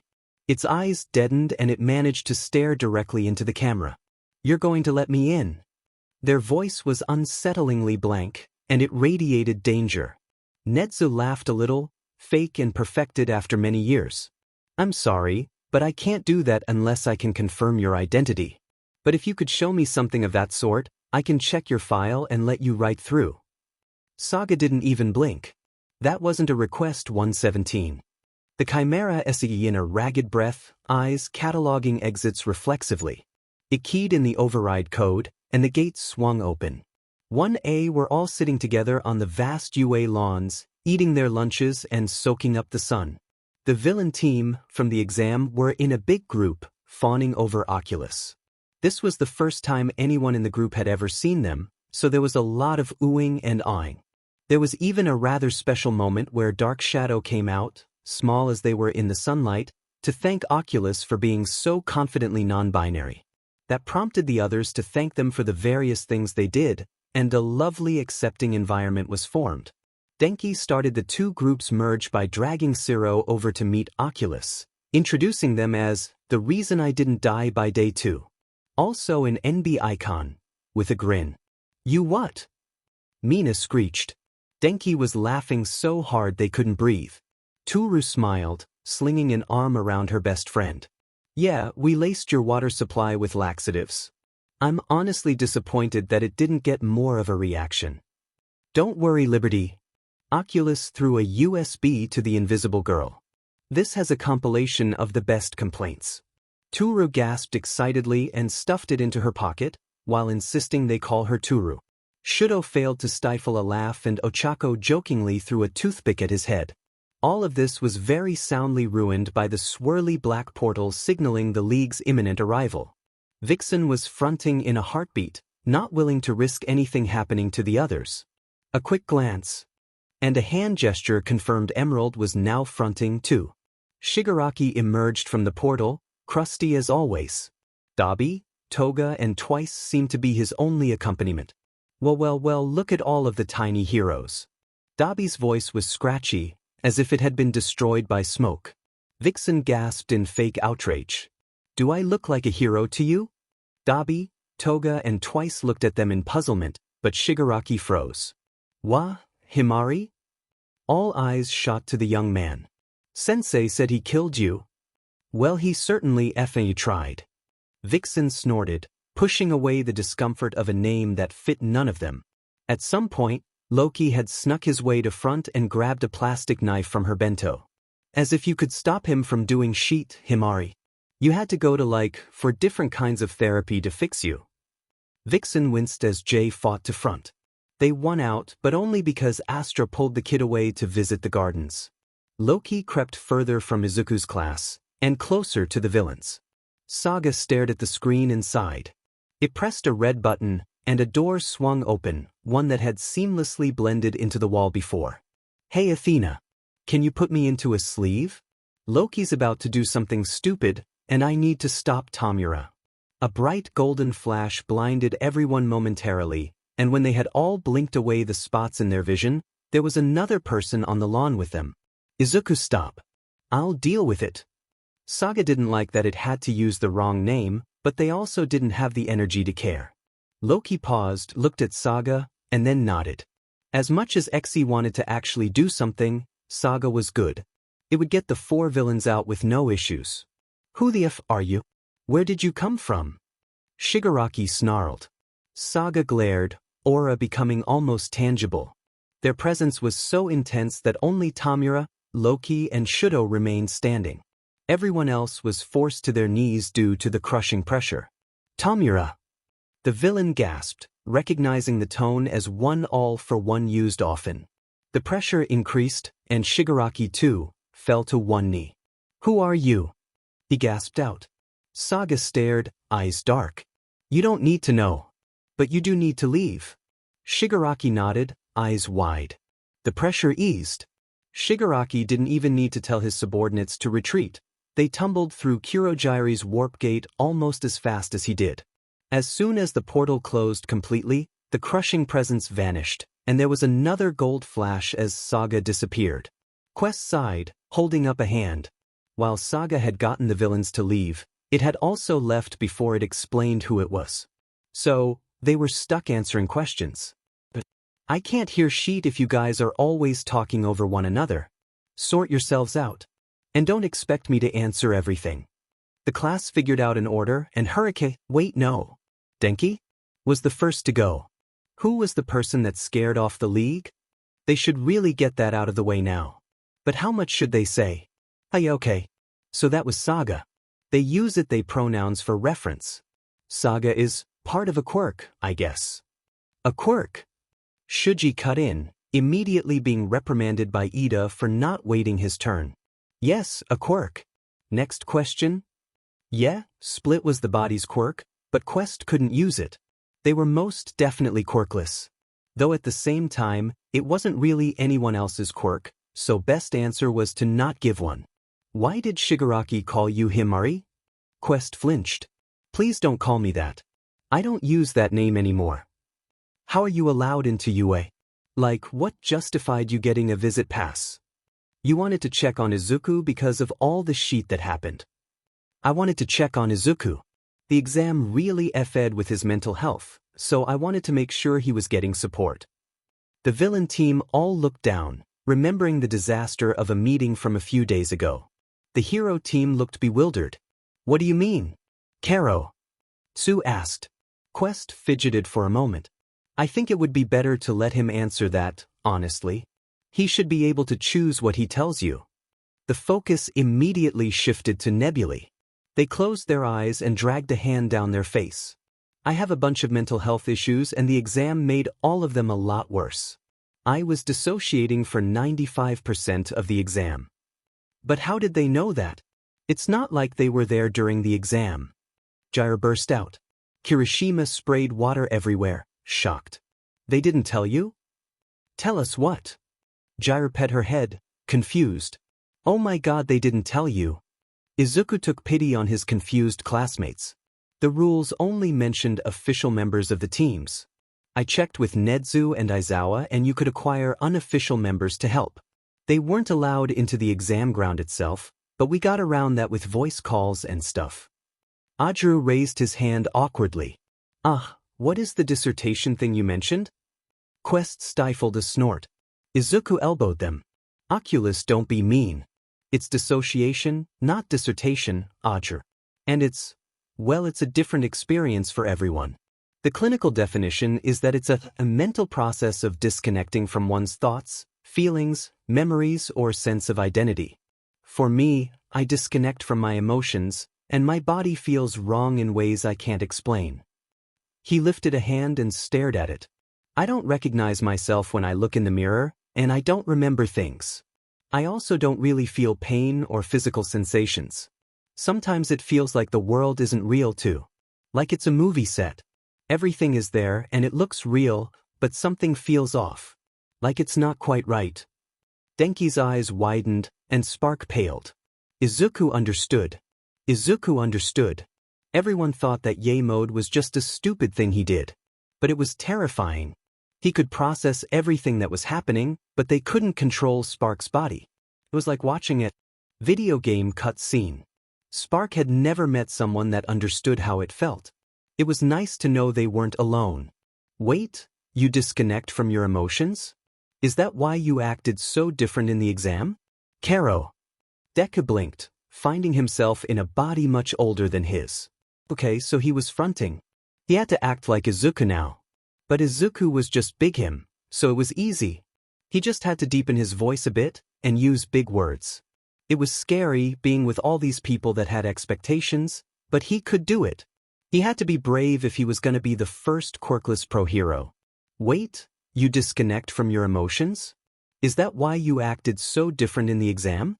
Karo. Oh, he could answer that. They had all had a big meeting about the system and how it worked and everything. Oculus had helped them all introduce themselves with their amazing quirk. He just had to get all the big words right. Yeah, well, kind of. It was actually because we dash. The body tensed as Emerald pushed for control. A headache rolled in as Deku found himself stuck co-fronting in a body that he could no longer control. It was rather overwhelming for the 8-year-old, and a tear rolled down the body's cheek. Emerald wiped it away, smiling. Sorry, I think there was something in my eye. But yeah, the majority of my villain persona was caused by a disconnect from my emotions. Deku's breathing sped up as his thoughts raced. He couldn't control anything, he was a puppet and everyone hated him. Emerald thought he was useless and stupid and a Deku. Useless. Stupid. Worthless. Emerald disappeared from front. Where were he? Some of his panic must have shown on the body's face, because Athena has pulled Emerald into a sleeve. Lily's voice flooded back in, and Deku calmed easily once he could hear his pseudo-mother running through simple breathing exercises with him. Emerald's face clouded over, and it was clear they were getting very angry or about to. The smell of smoke permeated the air, and Deku flinched. He knew he shouldn't be scared of Emerald, but he couldn't help it. When they got that expression, they looked just like... Well, a cat. Would you care to explain yourselves? Emerald growled. You were scaring Deku. Quest said, protective older sibling mode fully activated. Sometimes that is unavoidable. Secrets need to be kept, Oculus. A tendril of smoke curled from their nose. Emerald, your job is to protect them. Hurting Deku is counterproductive. No, my job is to protect the system. Emerald's voice rose. And it's pretty effing hard to do that when you seem hellbent on F with my decisions. The 8-year-old felt time slow down, and the world seemed to take on a foggy look. Everything was washed out, but he vaguely heard someone calling for Deku and saying that whoever that was dissociating. He laid on the ground slowly and stared up at the sky. The sky was so pretty. Quest flinched back, and Vixen scowled as they switched in. Emerald, you need to back the F off. Their tone was dangerous, and Emerald easily registered the switch, smoke curling thicker as they got angrier. Vixen, this doesn't involve you. The F it doesn't. Oof with Quest, you've with me. So back the F down before you do something stupid. Vixen hissed. Astra slammed her hand on the red button, closing her eyes to help calm her breathing. A few minutes later, an invisible door swung open, Athena emerging soundlessly. Yes, Astra? What went wrong this time? Astra's eyes shot open, and she dipped into a curtsy reflexively. Thank you, Lady Athena. Vixen is fronting, and they're getting rather heated with Emerald. I'm worried that Emerald may lose control of their quirk. She glanced at Vixen, who was shifting agitatedly as Emerald shouted and cursed at them.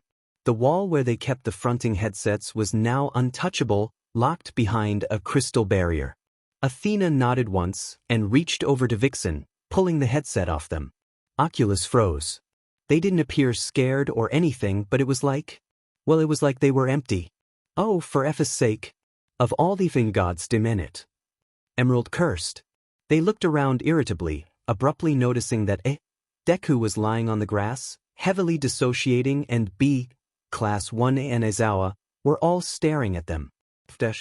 No. Emerald scowled. I'm not explaining sheet. Ask Oculus or Nebula or something. But no. Nebula walked into class on Wednesday and all eyes turned to face them. Told you so. They sat in their seat, ignoring everyone and doodling in their notebook. When Aizawa walked in, he glanced at Nebula and nodded, setting his coffee on the lectern. Problem child, Emerald said that you would explain. Nebula groaned, dropping their head onto their desk with a thunk. Gods, this is going to be an interesting conversation without Oculus to help differentiate us. Aizawa's face softened. Can you tell me who's fronting? Nebula groaned even louder, completely exhausted. We don't offend you, no. It was mostly Izuku and Lily when we were getting dressed, but we're switching and blending like there's no tomorrow, and if Mikumo ends up fronting it's going to be a nightmare. Right. So, what pronouns and such should we use? That is a good question, Aizawa. Name-wise, it's Nebula or Nebulae. Pronoun-wise, it's they them themselves. Shuji frowned. Don't you mean they them themselves? Nebulae shook their head. No, we don't. But explanation time, woo. The rest of the class was staring at them, confused as a squid in a forest. To be entirely blunt, we had a traumatic childhood.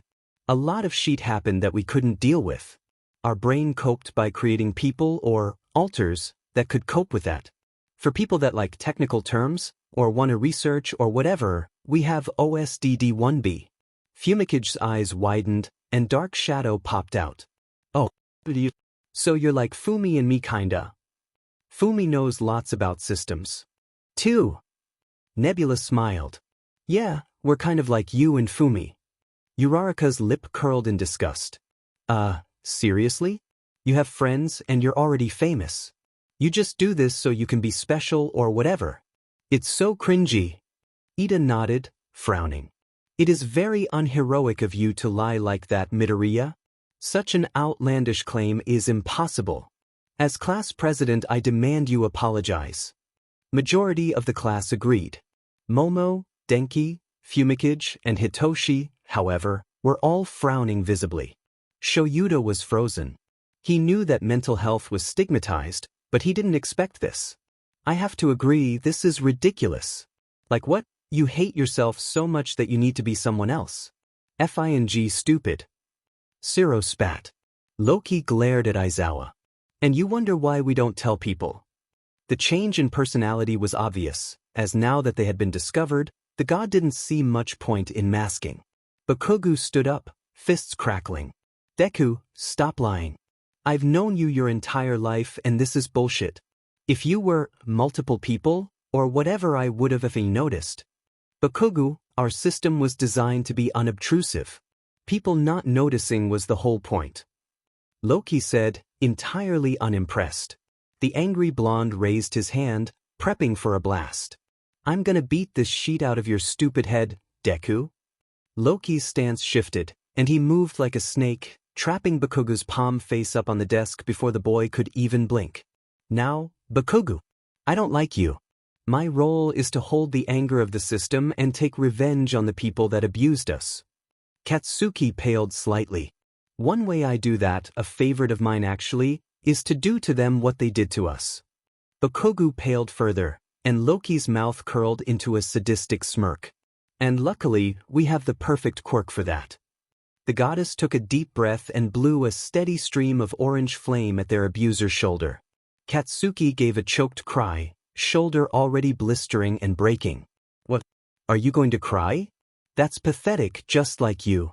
Through the haze of pain, Katsuki recognized those words as his. He had said that. Shudo couldn't do this. Izuku was acting like Endeavor. He was being cruel and hurting Bakugu for revenge. And where did that fire quirk come from? Izuku, he didn't feel safe anymore.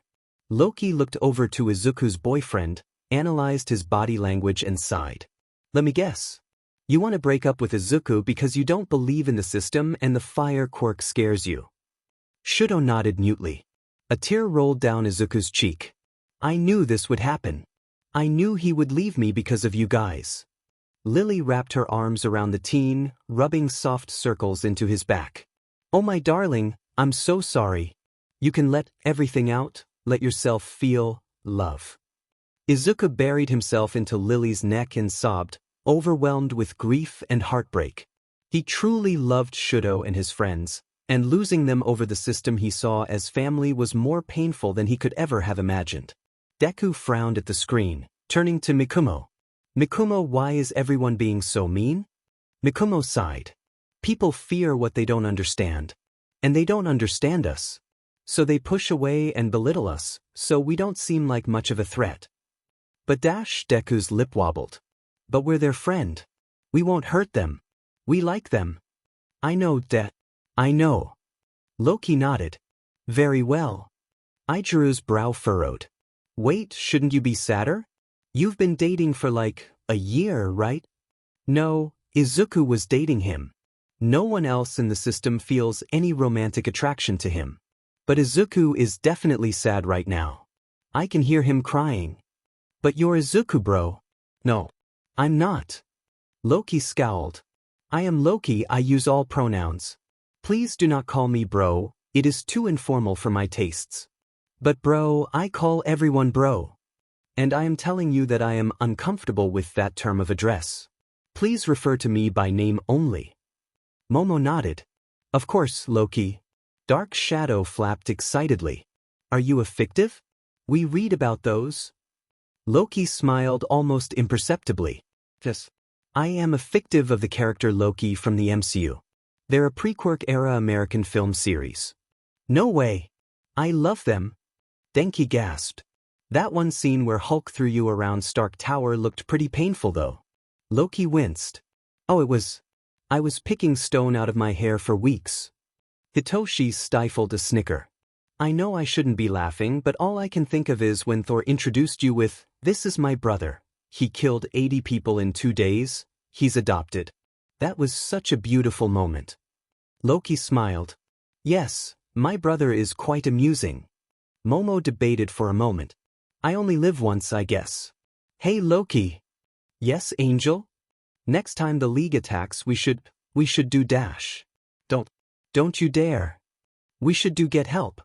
Momo, Denki and Hitoshi burst into laughter, and even Aizawa let out a surprised snort of amusement. Loki scowled, in the same way Aizawa did when his class beat up the League for the 6,000th time. It was exasperated but fond. We are not doing get help. Loki sat by one of the ponds in UA's giant grounds, eating and talking with those of 1A that actually accepted the system, Momo, Denki, Fumikage and Dark Shadow, Hitoshi, and Kyuka. They had all been very accepting and understanding, and tried their best to understand and ask intelligent questions. Fumikage had assisted with explaining the concepts and terminology since Loki hadn't really bothered to learn it all. 10 million. May bounded towards their group, skidding to a halt next to Loki. Your brain did funny things again. Who is it now? Loki. Most of 1A are DS. Todoroki broke up with Izuku, so he's not particularly likely to front for at least a week. It'll be mostly me and Emerald while things die down. May nodded, plopping down and pulling a bento out of her bag. Everyone here is okay? The god nodded, and May inserted itself easily into the conversation. Hey, Midoriya? Monoma stood awkwardly away from the group, but close enough to be heard. Loki slammed her Izuku mask into place, smiling at the other student. Hi Monoma-kun. Is everything okay? Well no. Not really. He tensed. Is it true you're a system? Huh. The blonde rushed to explain. Well, Kendo heard from Mina that you were a system, and one of my cousins has did and they were outed against their will and it went really badly. Loki dropped his mask slowly, relaxing back. Yes. We are a system. I'm Loki, any pronouns, Avenger. That makes a lot of sense. Are you the one that sent Baku bitch to Recovery Girl? Loki winked, smirking. She gestured for Monoma to take a seat, and Momo shuffled sideways to make room. In doing so, she ended up pressed close to Kyuka, who blushed and said nothing. Hitoshi smirked and waggled their eyebrows, which only made her blush harder.